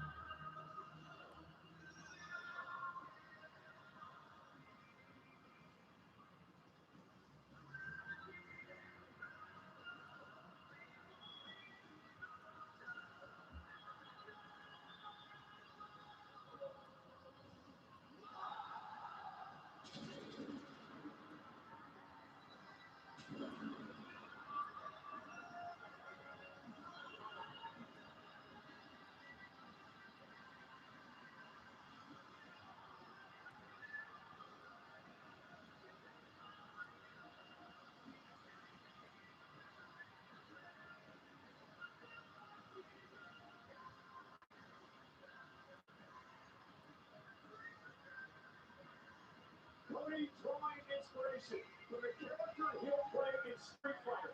Guile. Roman Reigns is also featured in the film, portraying Akuma. Street Fighter hitting theaters October 16th.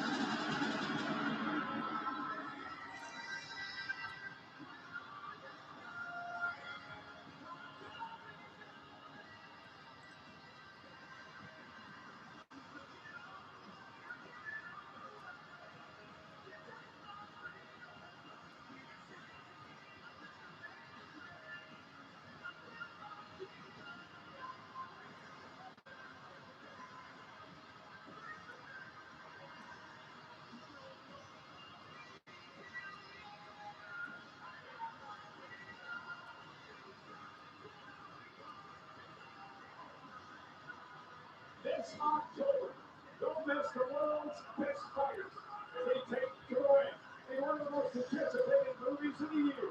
Street Fighter, coming to theaters October 16th.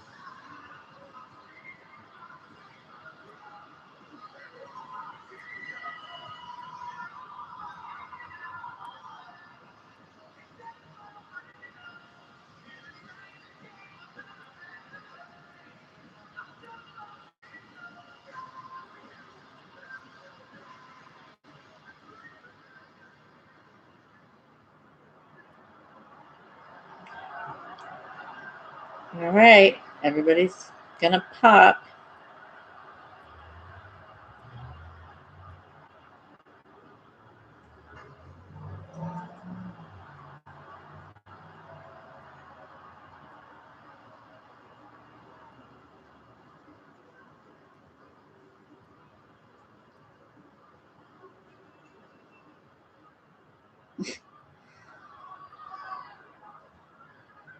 It's kind of a choice.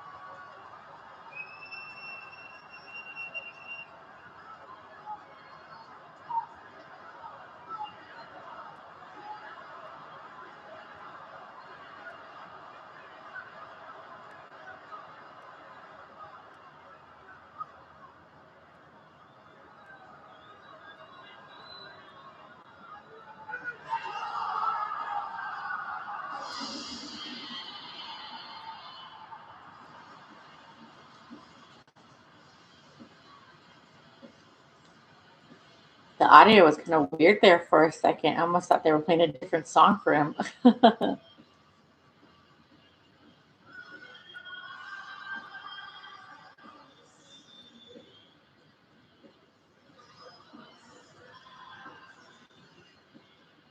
All right. Well, I've said it many times tonight, but I'm going to say it again. My prediction for this match is obviously for Punk to go over.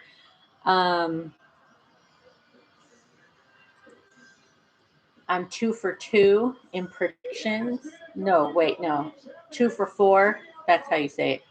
I'm 2 for 4 in predictions, but I have a hunch this and the next match I'll have predicted correctly.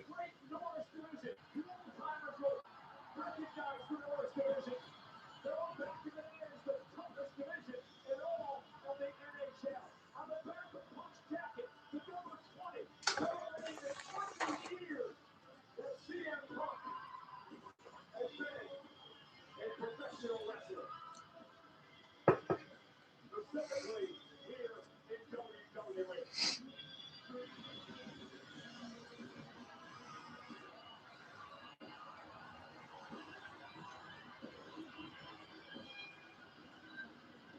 This one's going to be spicy.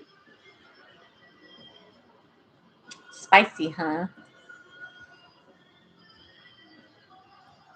Not a hint of a smirk or a smile between them. Maximum tension in both their faces.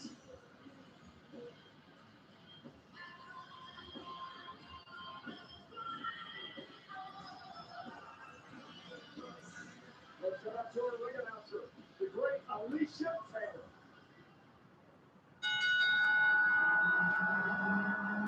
The following contest is scheduled for one fall, and it's for the undisputed WWE Championship.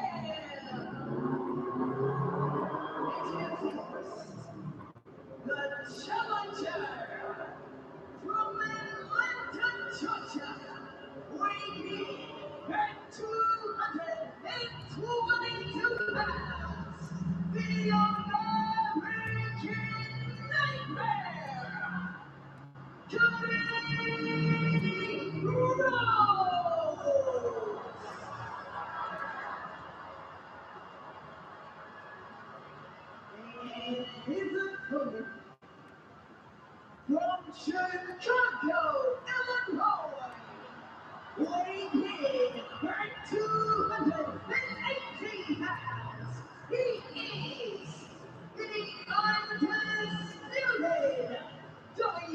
I don't know if the microphone's picking up all the freaking car noise outside.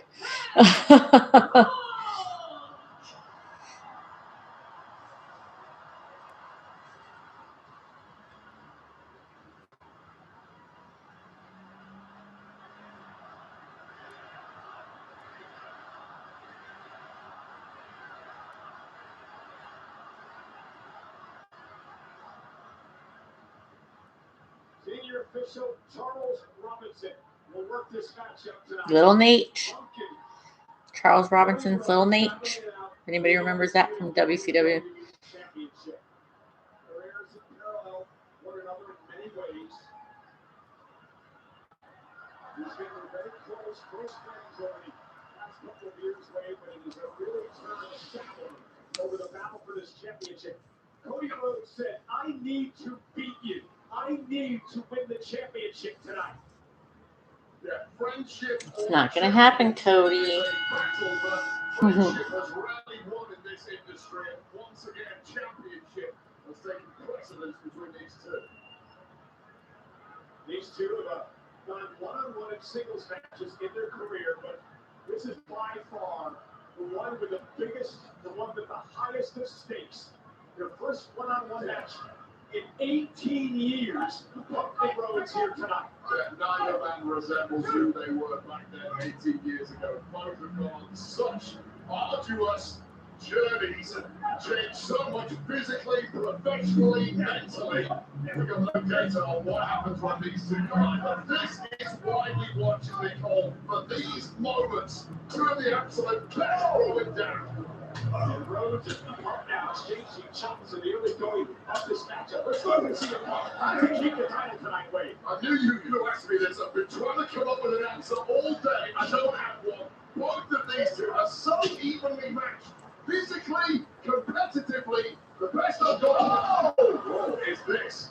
The mind games of CM Punk have unraveled many a competitor, and it may be the key to success against Cody tonight. Here's an issue. Cody Rhodes immediately go to his left arm. Punk realizes he may be hurt, and now Punk is attacking that arm. Yeah, it's a starting down when you go rattle, and then you've got a bullseye like that, Joe, after it, and you know full well that Punk has such a deep technical knowledge of this game. He is immediately laser focused in on what is going to damage that shoulder the most. Hammerlock applied now to Cody. Cody trying to fight out of this, able to switch to behind and now into a side headlock. Now the champion Punk. And that could be a desperation move from Cody, who knows full well he's already hurt. He's trying to protect himself and come up with a strategy. How do I fight with a busted shoulder? And Cody Rhodes has been very successful in recent years, covered a kick out here at SummerSlam. Another shoulder tackle, another cover by Cody. Kick out by Punk. And now Punk with Cody in position for a GTS. Cody, nice side headlock takedown and now controls Punk. Cody Rhodes a couple of years ago here at SummerSlam, actually 3 years ago, beat Brock Lesnar at this event. Last year, he beat John Cena. Cody's been on a roll at SummerSlam. Yeah, just because Cody's been on a roll at SummerSlam, I don't think he's winning tonight. A historic run that may well never be matched. Pull it out again. Eventually, you run out of good fortune in these big moments, and tonight could be that night for Cody. Yeah, Punk trying to get a very bad taste out of his mouth here tonight from last year's SummerSlam. That was fun. Last year's SummerSlam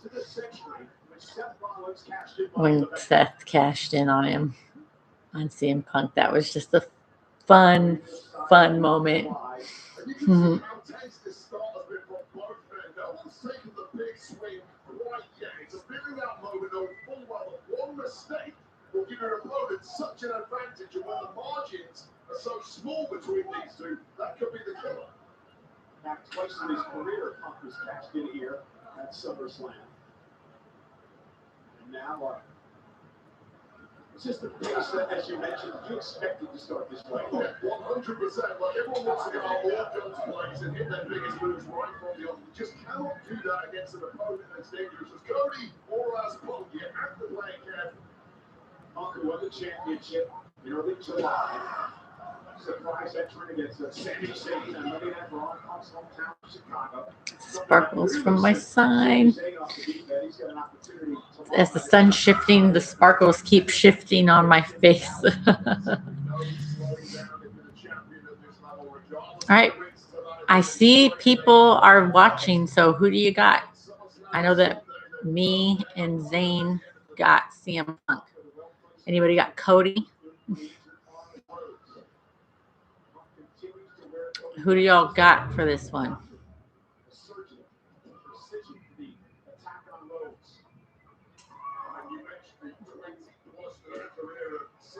Right here in WWE. He's fought so many opponents, been in so many live match situations, but he knows full well exactly how to decimate an opponent once they show a lot of weakness. Again, continuing to make Rhodes suffer. Cody realizes he's got to try to get out of the sense of speed move as he sends Punk through the ropes to the floor. Shake off that shoulder, that's done some real damage to Cody. There's a mental element to that, as well as the physical element. Cody's got to figure out what part of my moveset can I actually pull off against Punk at this point. Knee right to the face of Punk. Cody Rhodes, what's he thinking about here? Cody now, suicide dive, driving Punk to the floor. High risk move for Cody, and it paid off. One move from Punk there, and Cody was even conquering. Thankfully for him, a nice connection. An overhand good game. Yeah, Cody back in the ring to break the count. He understands he's got Anderson at the champion to win the title. Champion's advantage here tonight. And now Punk driven into the barricade and into the timekeeper's area. Cody wants no part of a count out against CM Punk. Wants to win that championship. Needs to happen in the ring. Well, if he wants to call himself QB1, he has to hold the title. It drives Cody Rhodes. Punk now on the barricade with a flying clothesline. Well, he's killing two birds with one stone for Cody Rhodes. He needs to get the monkey of CM Punk off his back. That coach that's haunting him. The fact that despite his time on top, despite the fact that he's beaten everybody, he still has to do it to CM Punk. And Punk work his way to the top rope. Cody Rhodes still favoring his left arm, and Punk goes right to work on the arm of Rhodes. Punk is just looking physically so good. Maybe shaking out that left knee a little. Cursing too early, but physically, CM Punk is absolutely on point right now. Perhaps the best shape of his entire career. You know, we talked about Just need to deal with the sparkles on my face and not feel any type of way about it, because there's like no way to be comfortable and not have it hit my face. not only help his strength, but his cardiovascular makeup as well. His stamina has improved. Yeah, I'll tell you right now, when you're a younger competitor, you can get away at times with not being in perfect shape. Punk's at the point of his career right now that physically everything has to be firing the right way in order for him to continue as the best, especially as you get older. Yeah, 100%. Those are the moments that the body breaks down quickly. Those are the moments where the weaknesses are. Cody drop down. Yeah, you want to be the champion of the world. You can't have any weaknesses, and Punk knows that better than anyone. And there's the uppercut. Cody Rhodes with a bad wing, his left arm. And Punk, wait a minute, Punk's knee gave out. You pointed that out earlier, and I believe it just buckled there, and Punk came down hard. I mean, it was a tiny little tweak earlier, and immediately you'd think Punk was trying to hide it from Cody, but there's no hiding that one. I don't know if Cody's noticed or not, but if he has, oh, and a running knee. Both men out of balls. And Punk, you have to wonder if that affected him there. Both men now dinged up. Under the running bulldog. Cody Rhodes able to counter now. Cody turns his focus on the left knee of Punk. And Cody Rhodes now has an opening. Okay, so you can hide pain to an extent, but when it's completely hampering your movement. Don't know how to respond to emojis really, but thank you for saying something in the chat. Absolutely taking that arm over a bad knee. Once your movement is gone, the bad knee of CM Punk, now you can't even get to your feet. You can't throw a punch. You can't dodge maneuvers. I'll take a back shoulder every time over that. And Cody Rhodes trying to lead off his adrenaline here. Punk though, lefty Rhodes up, and again, the knee may have been an issue. Couldn't put him in position for the GTS. And Rhodes attacking once again. Dragon Lace takedown by Cody Rhodes. That dragon screw taking Punk right to the mat. So, moves now may be out of the question for CM Punk. So are his high-speed, high-flying moves, you question what else does he have in his arsenal aside from some technical submissions, which may be the impact of victory if that knee is as bad as it looks. Well, Cody has used the figure four in the past. Punk is up. Dragged into the corner. Now he's fighting out of this. The champion realizes he's on the ropes now. This is the kind of time if you're Cody Rhodes, you take a few shots to the back, knowing full well that one shot to Punk's knee is worth the damage you are going to absorb. But again, if you can't plant on the knee, it takes to go to sleep completely out of the equation. The high knee in the corner, the top rope elbow drop. And then you really start to struggle to see what Punk can end with once you realize how limited his movement is at this point. This has been very physical since the beginning between these two very proud individuals, proud champions. And again, right to the leg. Did you see the way it buckled? Punk screaming in pain. And Cody showed a very vicious and aggressive side here. Well, this is what you need to do at the top. How many people have been vicious and relentless against Cody Rhodes in the past? It's payback time now to work his opponents. And especially with that gold sitting in the corner that Cody has made his own over the past several years. He wants that back in the worst way. And we've said at the top of this matchup, Cody's words, I need to beat you. Anything he can do to win the championship time. And Punk now, by hands, a kick to the face of Cody, just trying to hang on. Remember, Cody only really has issues with one arm.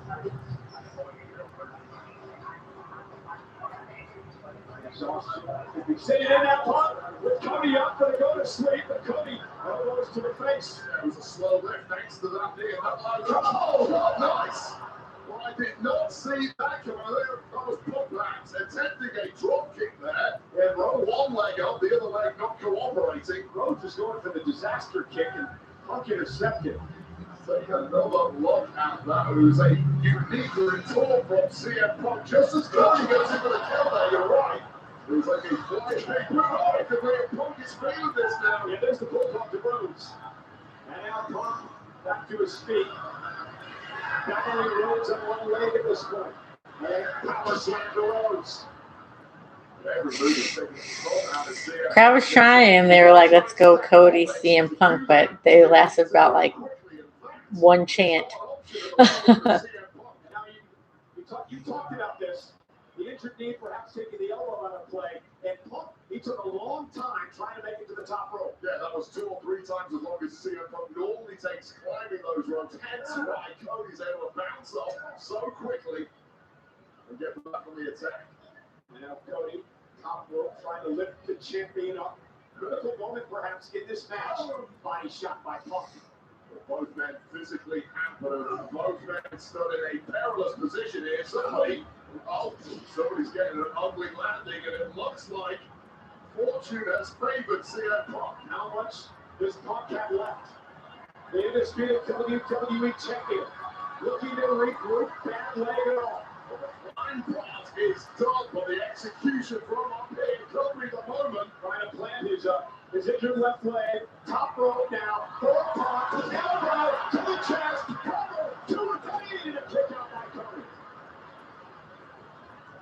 And that may be the burst of adrenaline inside CM Punk that blocks out the pain in that knee. Take another look at this Macho Man style. And bullseye right in the jaw of Cody Rhodes, who's just too damn tough to stay down. And Punk said it's 99 times. How many go to sleeps are we going to see tonight? Well, that wasn't one. That was just the start of one. A quick knee to the jaw would have ended him, but that left leg of his. That's not Cody for the championship. Punk survives. Well, both men now in the space of the last 30 or so seconds with very, very late kickouts here from offense and frustration starting to get to Cody now. Cody has to keep his head in the game here. Well, Cody has done such a great job in the last few years of his career of staying under control. That's one of the reasons he's been so successful. He can't get caught up on it. Disaster kick this time by Rhodes. Punk collapses to the canvas. Cody shoots the half. Hooks the leg. It's put it out. Oh, and a kick out by Punk at 2. You talk about Cody Rhodes staying in control of the past few years. You're absolutely right, but nobody can get under competitive skin. Still working the knee. We've seen Cody rattle the past couple of weeks. You see how Cody pulled down the knee pad of Punk to deliver the strikes to the bone, to the knee of the champion. Yeah, there's a visceral feeling that there's no pain. Covering that knee and it takes a blow. Cody up now to the top rope. Super! Cody cutter! Punk is still in it! And now Cal has started to creep in on a challenger here. Yeah, well, take another look at this. A sweeter shot you will not see from Cody Rhodes. Twisting, contorting in midair, and still connecting to perfection. That was astoundingly good. And a heat-seeking missile, Cody Rhodes there. But here, in recent years, is how Punk has beaten people. That constant kicking out when it looks like it's over frustrates people to their doom. But Cody Rhodes, don't get frustrated. Stay the course. There's one leg. Cody looking for crossroads. Punk drops down, catches Cody with the bad leg. Normally a kick to the head, he aimed it right at the left shoulder of Cody. And here it comes.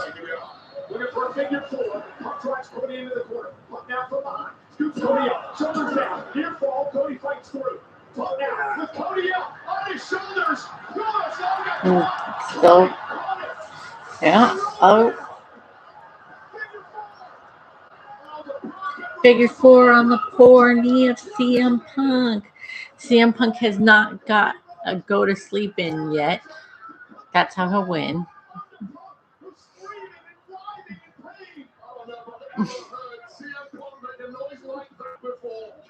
I like this shot. That was a good angle. Yeah, the top down. I like that.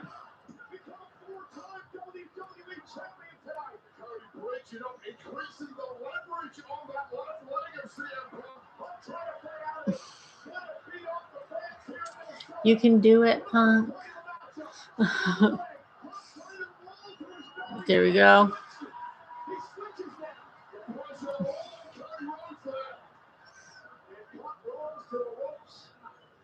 And forces a break, but has the damage been done?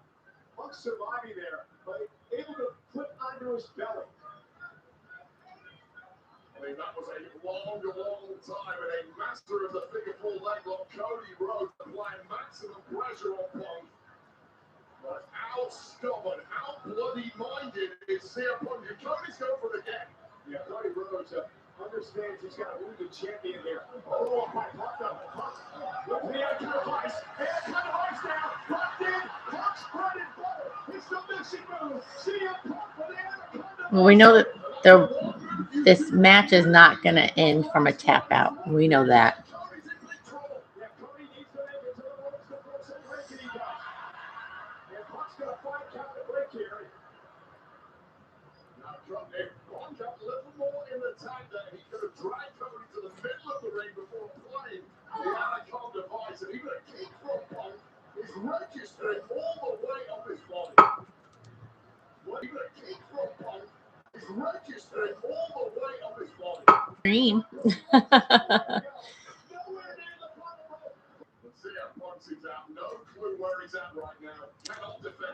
But CM Punk's going to win. I mean, it takes a little something extra when you're in there at this level against the very best like CM Punk. The kind of moves that normally score victory just don't quite get you over the line anymore. Now Cody goes to the top rope. CM Punk trying to hang on. Delivering left hand to Cody. Now a back elbow to Rhodes. And the champion drops the challenger to the mat. Desperate swing there from CM Punk, but it did work. And in the drop zone now, what the hell is Punk doing? Punk for the top rope. You gotta be kidding me. A moonsault by Punk. Cover. And a kick out by Rhodes. He completely missed that moonsault, though. So, I mean, you can't pretend like that moonsault hit. That was great. That Punk did. That Punk did a moonsault, but it missed. This has been good. A main event title match pace. I agree. I like the story they've been telling with the go to sleep, since that's how Punk's gonna win. It was fun seeing Punk do a moonsault, but Cody was not in proper position. This match could go all night.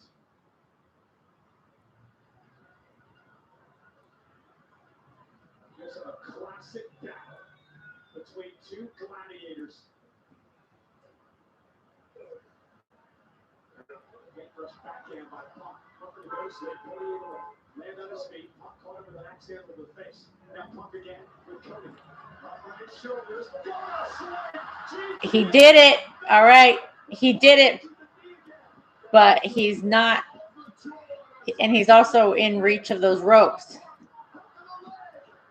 Oh, he kicked out. I thought he was going to grab those ropes. They looked very close.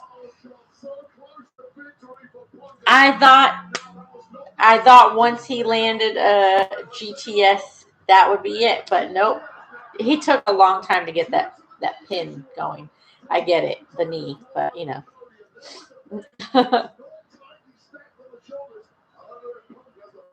Yeah, I didn't think there was going to be a GTS kick out. I thought that was going to do it. As he bounces Cody off the table, and now CM Punk.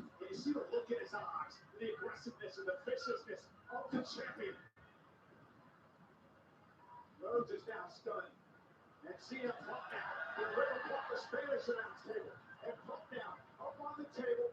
Cody Rhodes is down. Well, Punk knows he has to go for broke here. It has to be big. It's going to be ugly. And Cody's on the home. And Cody dropping the champion on the table. Spine first, and now Cody taking control. The swipe of the legs is all it takes to turn this one around for Cody. Oh my God, Cody Rhodes looking for crossroads. Punk now, looking for go to sleep. Battling outside the ring here. And Punk turning shoulder first to the steps. And Cody wisely breaks the count. Robinson, I believe, was at 8. Well, Cody could have potentially beat a Punk there with just keeping him on the outside of the ring. But of course, championship doesn't change hands. Now Cody ripping apart our table. Well, I mean, they have all the tables at their disposal because the last match will be Hell in a Cell. So, I mean, use the announce tables. Cody sending Punk back into the ring. Cody knows full well he has to get it done inside those ropes if he wants to go home with the gold tonight. A win itself is not enough. Oh, he got it. He got it. He's so close to the ropes again. Yeah, knew it. I knew it. I knew it. So now there's been 2 GTSs that have connected and been kicked out of.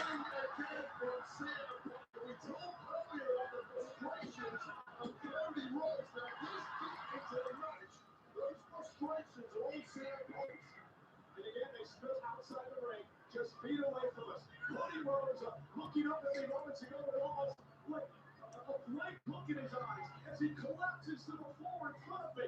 CM Punk now the champion with Cody Rhodes trying to lift him back to his feet. Both men dazed and confused at this point, trying to put together a cohesive strategy to put your opponent away. Nigh on impossible. Now Punk with Cody Rhodes on the table. Is he going to go like, yes, just like at WrestleMania? Yeah, here we go. Exactly.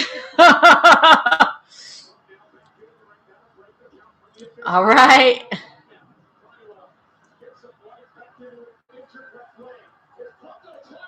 Yes, he is.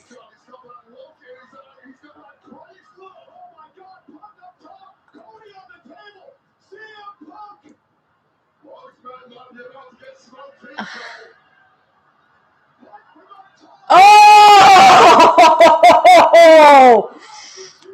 Ah! Oh my gosh.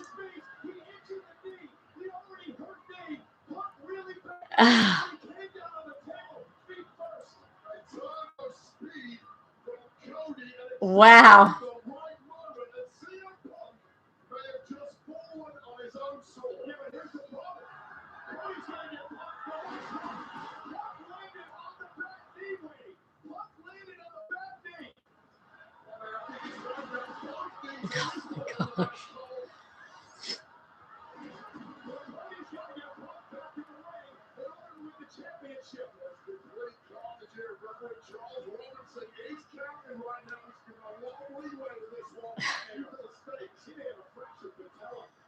Oh my gosh. That was great because maybe other people felt differently because I thought Cody's positioning was a little weird. But I mean, you thought CM Punk was going to make it like he did at WrestleMania. Oh my God, that was brutal.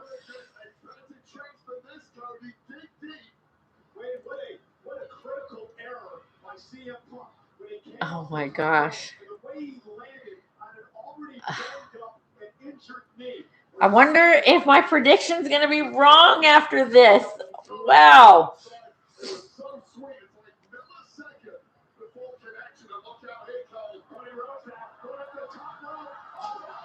Yeah, for real. Can't help but commend the performers on that. That was amazing. Oh, Little Nate.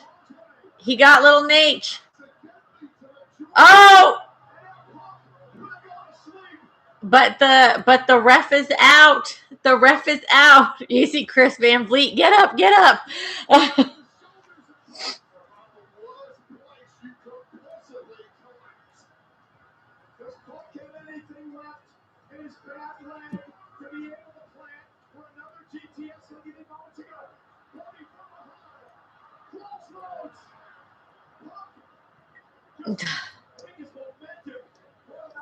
Oh my gosh.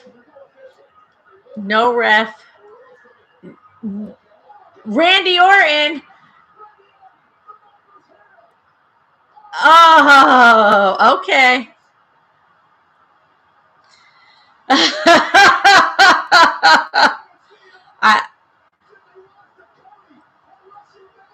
All right. All right.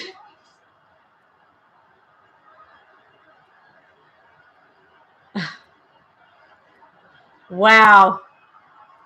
So I'm right. CM Punk. Wow. So I'm right. CM Punk is going to win.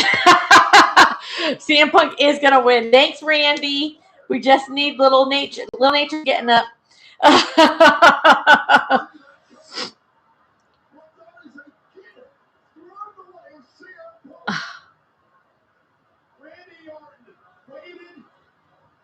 That was great. I love Randy Orton's wink, and then he was out. All right, this is the GTS to win. 1, 2. These are slow, but yes. All right, another prediction correct for me. CM Punk retains. Very, very nice. That was a good match. That was a great match.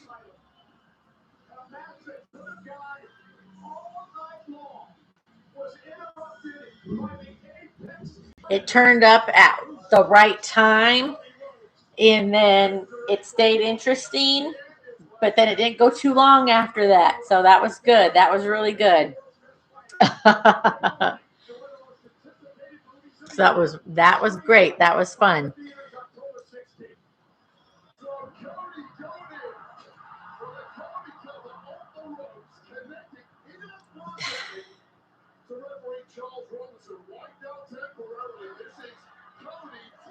That was fun.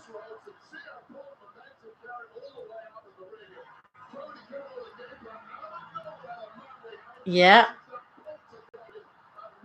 The Viper.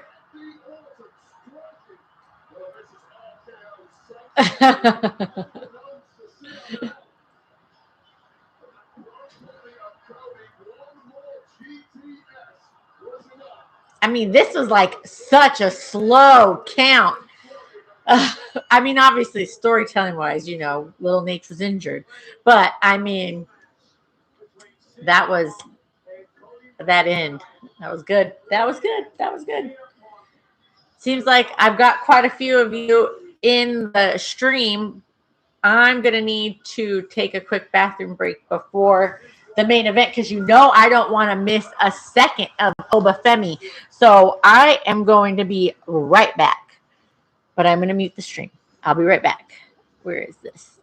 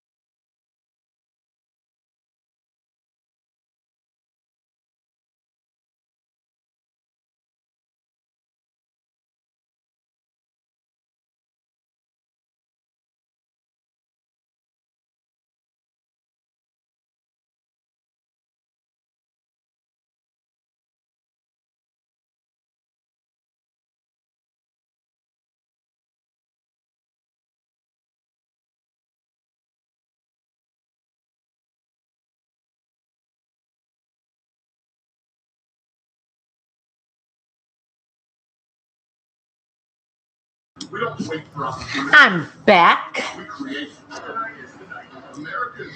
Wasn't going to be gone for very long. That was a good match. Now it's time for the main event with my boy Obafemi. And I've got a crumble cookie. I have a s'mores one. Yum. I've been on a s'mores kick lately. These cookies are so big. It's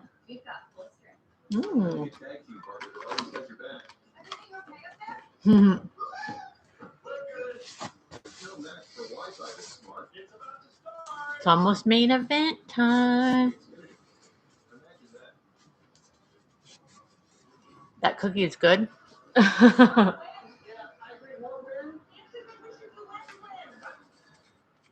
feel like the chocolate drizzle's a little messy though. I'm on a white couch. I don't want to get messy. I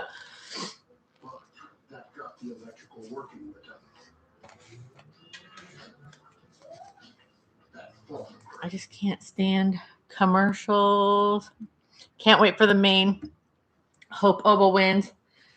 Oba has to win. It's the rubber match. It's Hell in a Cell. Brock will officially retire. He has to, because WWE obviously did not like that he tried to retire at WrestleMania. But Oba will win. Oba will win. So let's see here. We've had 5 matches so far. And I've had how many right? Let me look. 2, 3 out of 5 so far. And then obviously I'm going to be right about the next one too. Because Oba Femi.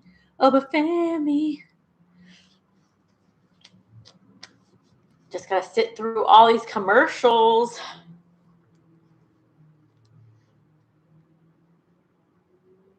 I love Oba's entrance. I think it's just amazing. Like the way they'll light him from under, create the big shadow. And you're not going to see it here at SummerSlam because it's an outdoor stadium.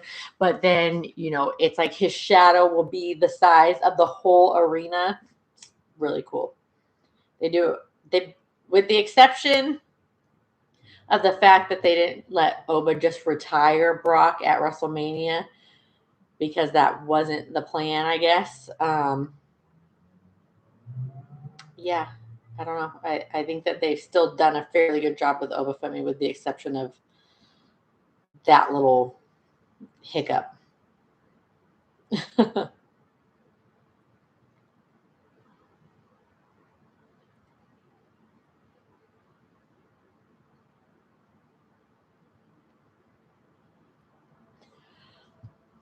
Oh my gosh.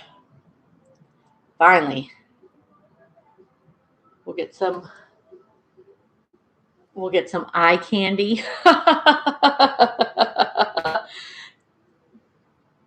Finally, we'll get some eye candy.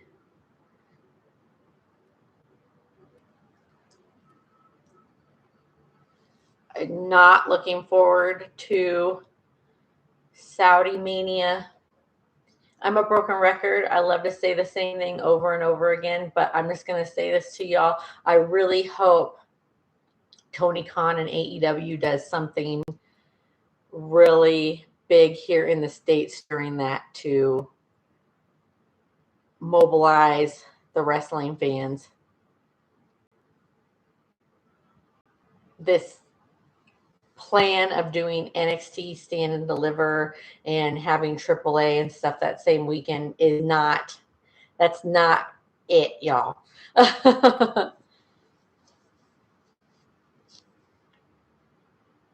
And even though I have a hard time keeping up with AEW on the weekly basis, we know that AEW has killer pay-per-views. So Curse your enemies, or simply have a very nice, very evil day. 113, 101 trillion. By the way, you look incredible tonight. Thank you. Thank you. And of course, that is not legal tender. Hey, guess what? Tomorrow night, SummerSlam Sunday. And I'm just going to say this on the record. I do not feel like Danhausen's ice cream truck is a ripoff of AEW doing an ice cream truck the weekend before. I think that's just like great minds think alike when it's freaking summertime and it's hot places and ice cream trucks are fun. Because there's no way they whipped up that Danhausen ice cream truck in a week. Okay, that was really cool.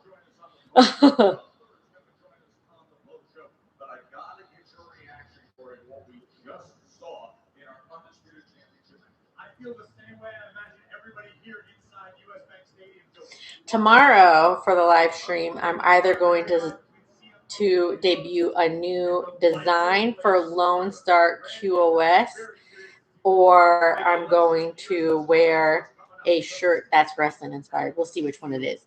Also, I just bought the set of white to your top, and it's amazing. Oh yeah,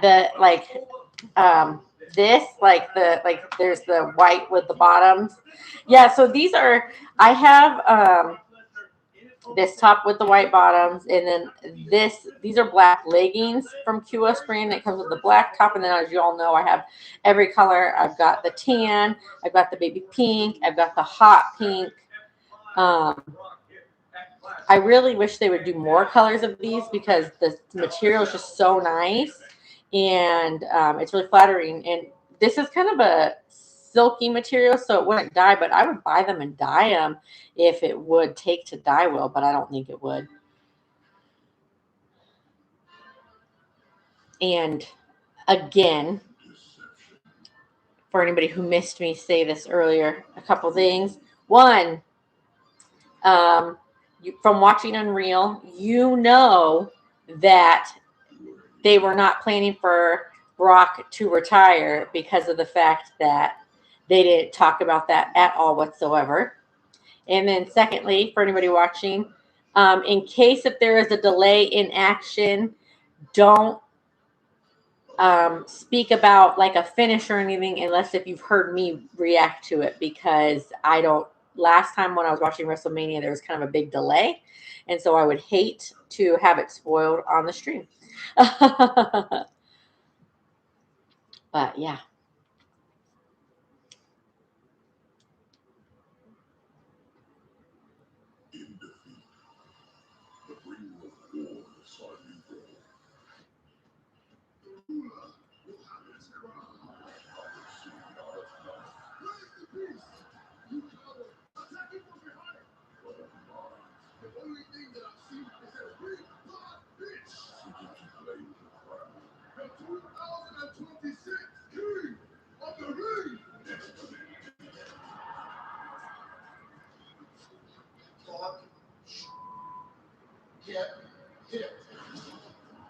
I'm going to have one more bite of my s'mores cookie, but then I'm going to put it away because I think it's just too messy to eat while watching the stream on my white couch.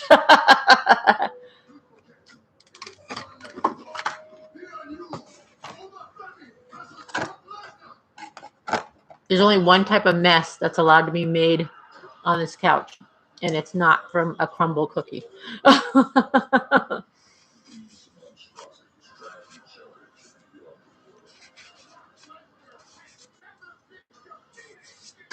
I'll have that after the stream.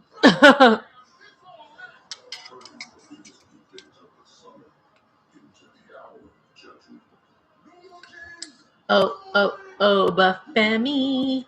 Oh, Bafemi.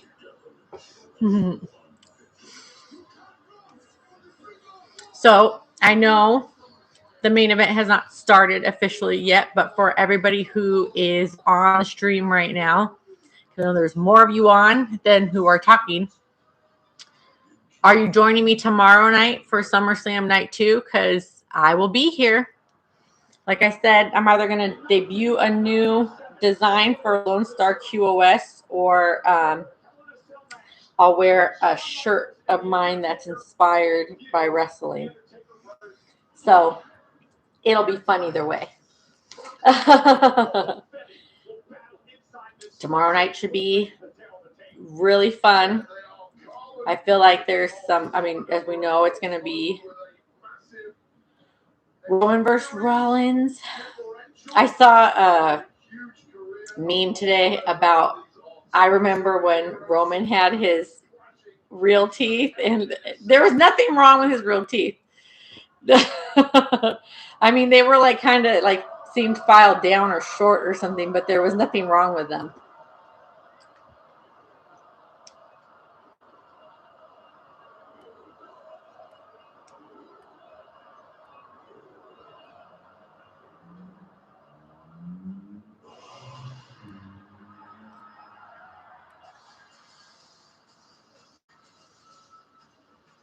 All right.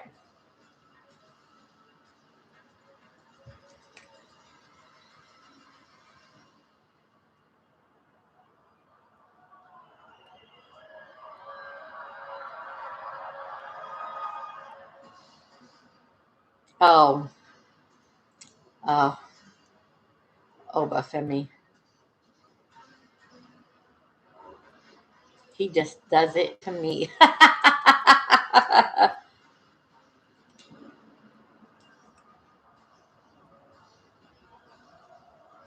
Oba, Oba, Oba, Oba, Oba, Oba, Oba.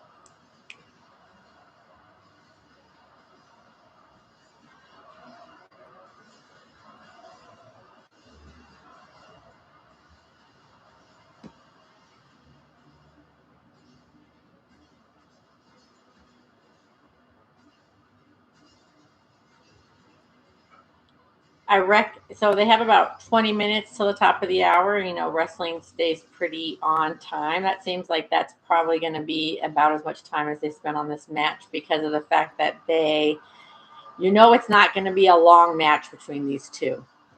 One's going to dominate the other at the end of the day. It'll start out fair-ish. It's not going to be as quick as WrestleMania, I don't think, because they're in Hell in a Cell, and I just don't think you really have a quick match in Hell in a Cell. For the first time in his career, God damn, that dude just rocks. Should be like 14 minutes maybe. Yeah, that's what I'm thinking. Like, it obviously won't be under 10, but it won't be really long with these two. Speaking of which, Zane Miller, did you watch Unreal? Because did you see how Liv was talking about how she saved time in her match with Stephanie Bakir? Well, like, remember everybody was talking about how short that match was? That was funny. I thought that was really interesting. Oh, it's 2 a.m. in Nigeria. Mm-hmm.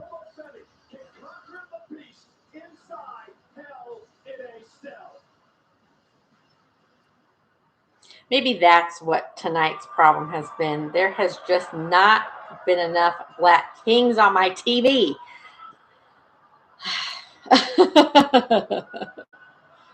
But finally, we're at the main event. And we got Oba. Mm-hmm.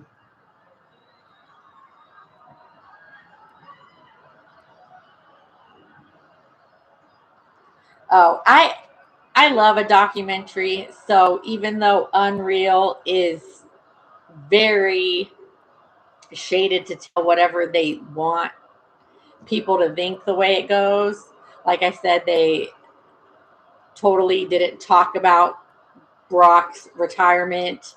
They didn't touch on that at all. And they made it seem like the whole John Cena heel thing went a little bit different. They're not honest, but I mean, A, it's still wrestling, and then B, it's WWE. Like, it's not going to be actually a real look. It's going to be all the narrative they want. But it's still a fun show to watch. Basically, I watch wrestling podcasts, I watch wrestling documentaries. Like, I can keep myself pretty entertained with all different wrestling things to watch.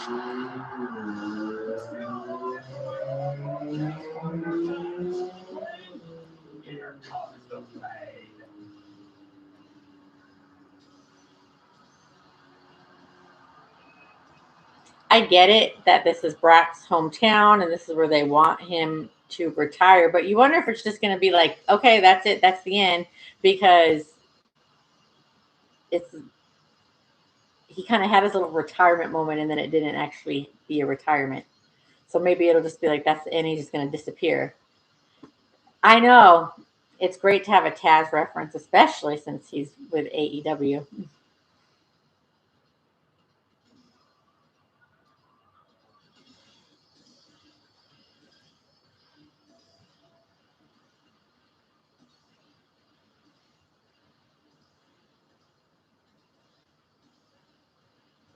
I will give them this, even though I didn't think this needed to be a 3-match thing. I think that it taking place in Hell in a Cell at least makes it far more interesting than if they just had a 3rd match without any type of stipulation or gimmick, you know? He even tried out for the NFL's Minnesota Vikings here. And tonight, he does battle inside Hell in a Cell in Minneapolis, Minnesota. This is just the second time in the history of SummerSlam we have had a Hell in a Cell match. Back in 2008, The Undertaker and Edge did battle. They had a Hell in a Cell match at SummerSlam with. Was that not a Hell in a Cell match at SummerSlam with CM Punk and Drew McIntyre with Seth Rollins as the? Was that just a regular match? But Seth Rollins was the. I thought that was Hell in a Cell. Maybe I'm conflating those two, because you know Michael Cole's got his script to read and he says it's the only second Hell in a Cell match. I think I'm mixing two up.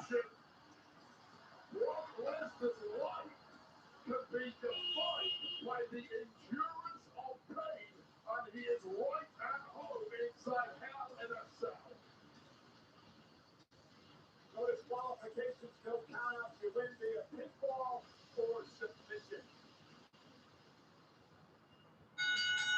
The following contest is a Hell in a Cell match. Introducing first, from Lagos, Nigeria, weighing in at 302 pounds, the 2026 King of the Ring, Hoopa Lilly. Oh yeah.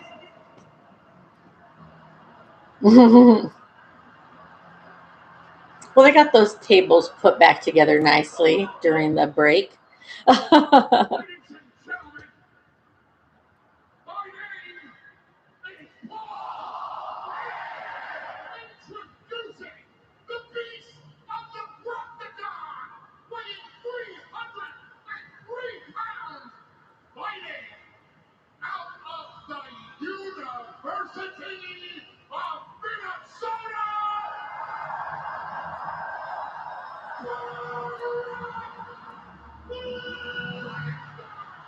All right.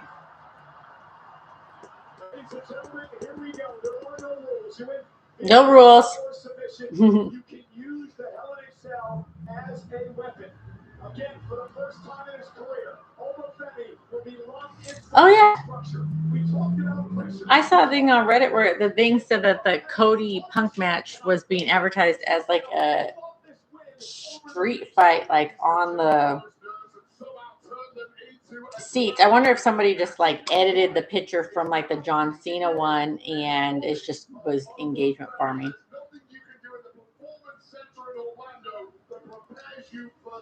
There are no trial runs for Hell in a Cell. You just have to experience it. My foot's falling asleep. That was a regular match. Punk vs. Drew was at. Oh, in the cell was at Bad Blood. Okay, yeah. I guess I just was conflating it because I did watch SummerSlam 2024, but that was my first WWE viewing since 2019. Well, no, since 2020. I watched the 2020 WrestleMania, but I just could not. 2019 WWE sucked hard. 2020 we were going into like lockdowns and stuff, and so I was like, oh, I'll watch WrestleMania, and didn't move me, so I just could not stay with it.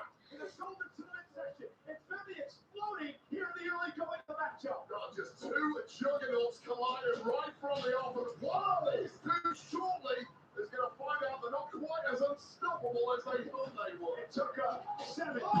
My foot fell asleep.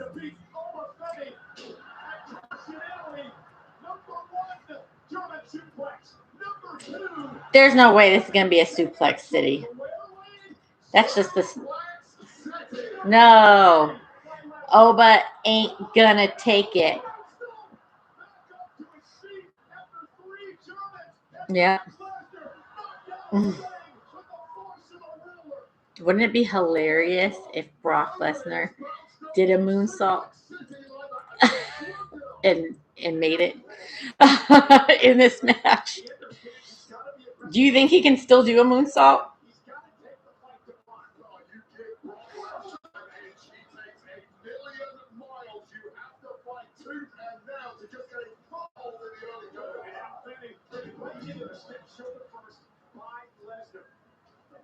Of humanity these two share. It is ridiculous. Up close and personal. It's like nothing else. That's what I'm saying. That's okay. Yeah, I meant the shooting star. If I want to see him do the shooting star that he missed at WrestleMania, that's what I was referencing, but I misspoke. I said moonsault, but yeah, shooting star press.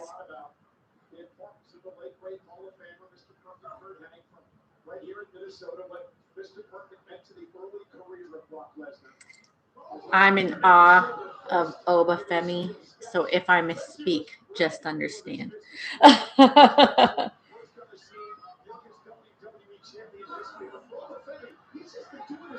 All right, we're gonna get to it.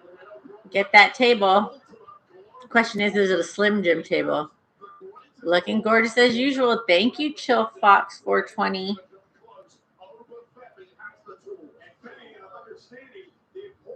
Using weapons in this environment sets up a Lesnar shoulder first into the table, and Oba Femi is dominating right now. And I'm a bit shocked early on at what is taking place here. Take another look at the extreme level of physicality right off the bat, and Owen's done exactly what he had to do here. He's had to use his youthful exuberance, his power, his explosivity to completely swamp Brock, and not let Brock use any veteran tactics to overwhelm him. Was Brock expecting this early onslaught? No, he was expecting the nerves to overcome Oba Femi. You saw how long Brock took to come out here. He was letting the standing. Oh, damn. Oh.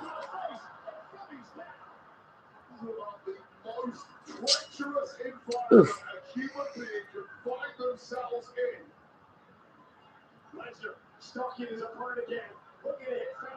Yeah, Steps going crazy for sure. Oh my gosh. Both men devastated already in this one. There really are no escape routes, no shortcuts, no excuses, and nowhere to hide.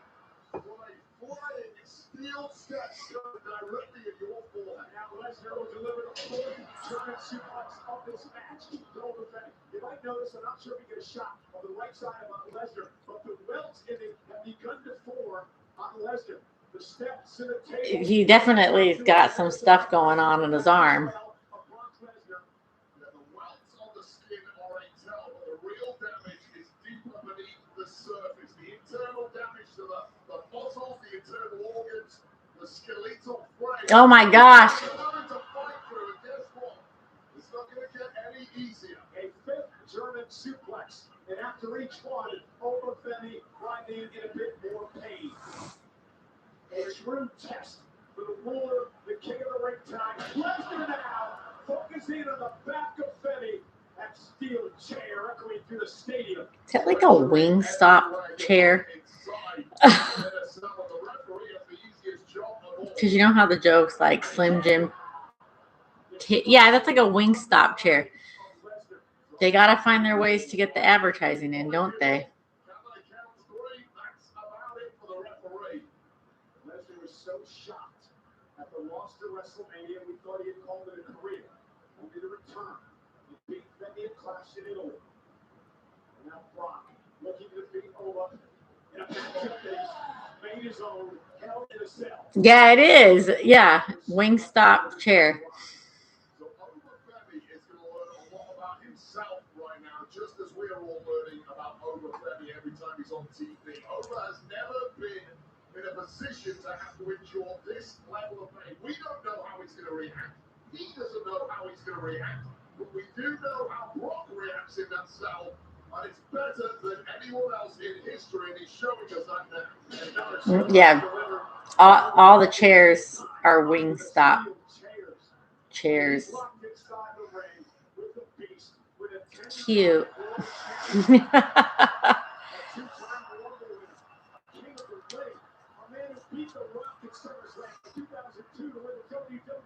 All right, Oba.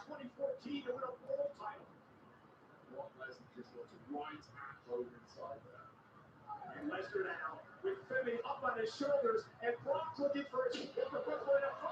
Over Femi, able to counter. Now up and down. Yeah. Oba. Oba. Oba. Oba. Yeah, all the turnbuckles are Club WWE. I mean, it's just ridiculous now. And over now, trying to fight back in this matchup.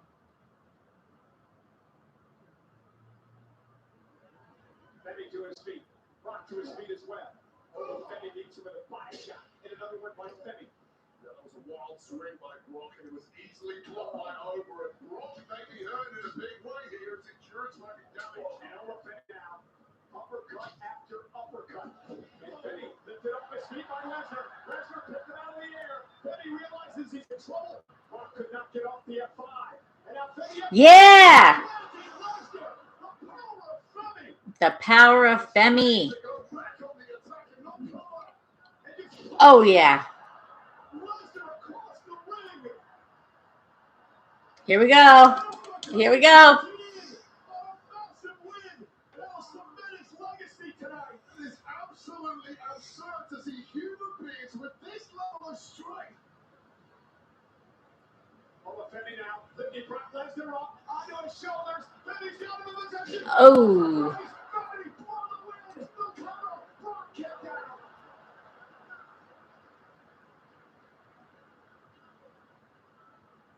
This is just almost Femi throwing everything he's got. The way of the beast. And Brock just sat up and looked over Femi in the eyes. And it's self-doubt now. Femi creeping in on Femi. And Lesnar. I wish they would have showed when Brock sat up instead of just catching the end of it, because it would have been hilarious if it was like when the Undertaker would get it. What the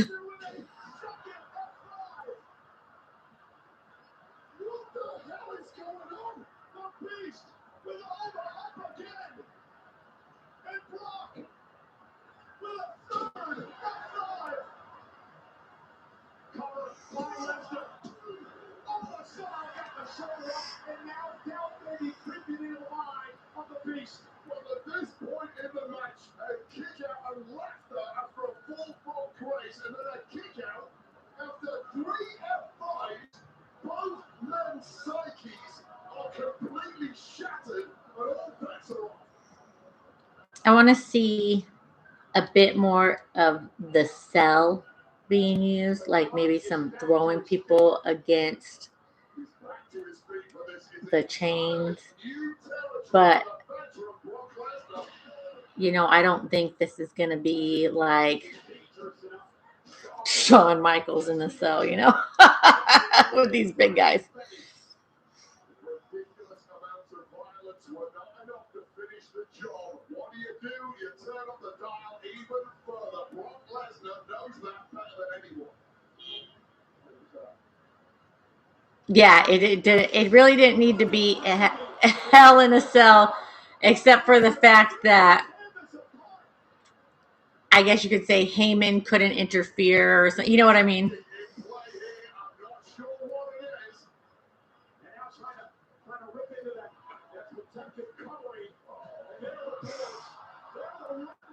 All right.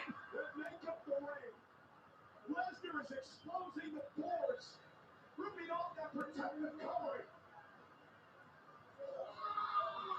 Lesnar's out for blood. I mean, that's a thin layer of padding over those boards, but what it does is spread out the impact of a landing that helps reduce injuries.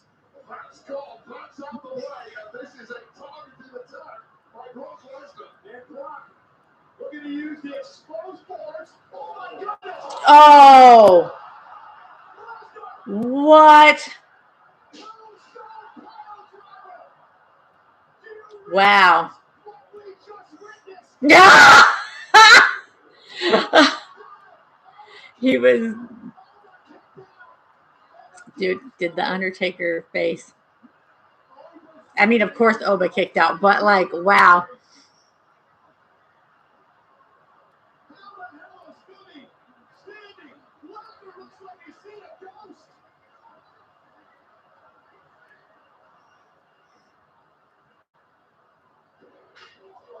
Oh, he punched the chair. All right.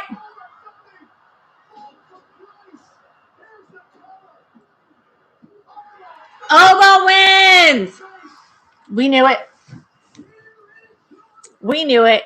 It just, WWE just needed to have Oba win on their own accord and not have it be what Brock did at WrestleMania. It would have been cooler if they just let Brock call it at WrestleMania, because that was such an awesome win and it just made set Oba up so well. But I mean, these guys, they killed it. They did a pretty good job for being a couple of big guys in a big match and keeping you interested in what was going to happen next. And Oba didn't even take Brock out on the wood, which was cool. Their 10-year anniversary. Like the entirety of this audience, I'm lost for words. Just saw almost Brock Lesnar laughing in the face of Obafemi after a fall from grace and responding. Yeah, good 3.75 out of 5. Yeah, I mean, I'm happy with it. I feel like because it was such a rush when Oba beat Brock the first time, even though you still knew it was going to happen, it's just kind of like you don't have that same feeling, but it's still good. I don't regret it. And I just want to talk about, like, Obafemi, he's quite a bit taller than Brock. And so for the fact that Brock could do the tombstone, so safely on him is really impressive, if you ask me. Yes, I would have liked the shooting star press, but I mean, I'm sure he'll never do that again.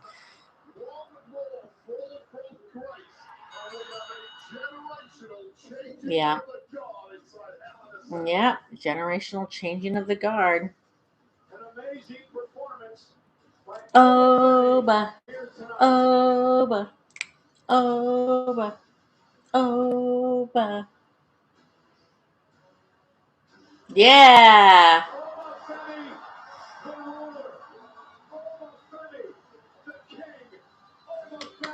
Obafemi the King. Mm-hmm.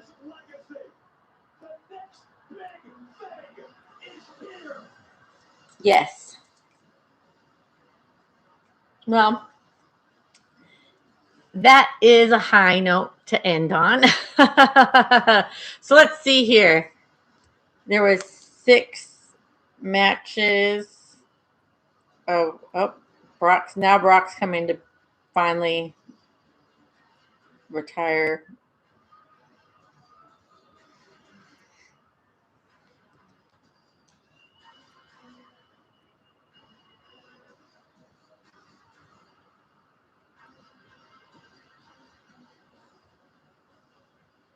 They've said that, I guess, Brock's been mentoring Oba since all of this or whatever, maybe beforehand. I guess Triple H said that on Busted Open Radio, WWE radio. Here we go. Now he's doing it and it's done.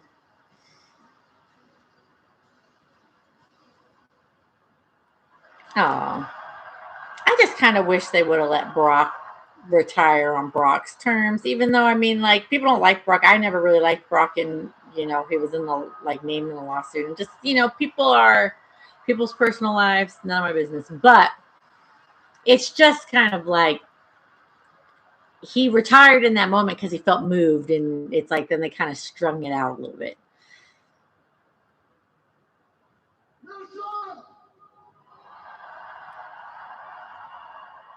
And the whole wide world watching this shit tonight.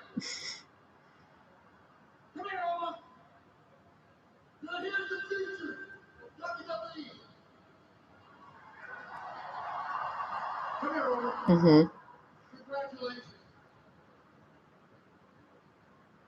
This is the future, ladies and gentlemen. This is the past. This is the future. Yeah. Yeah.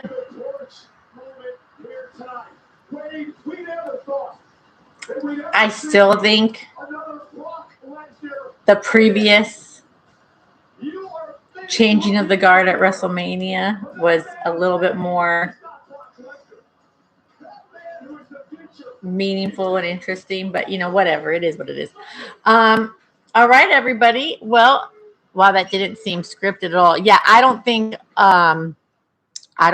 that WWE planned that. I don't think Oba knew that that was going to happen, but I think that since the previous retirement wasn't able to be specified, he wanted to do a little something. But with that being said, everybody, I am going to be logging off the stream because it is over and I do not want to watch another commercial. But I hope you all catch me tomorrow so we can watch night 2. All right, bye.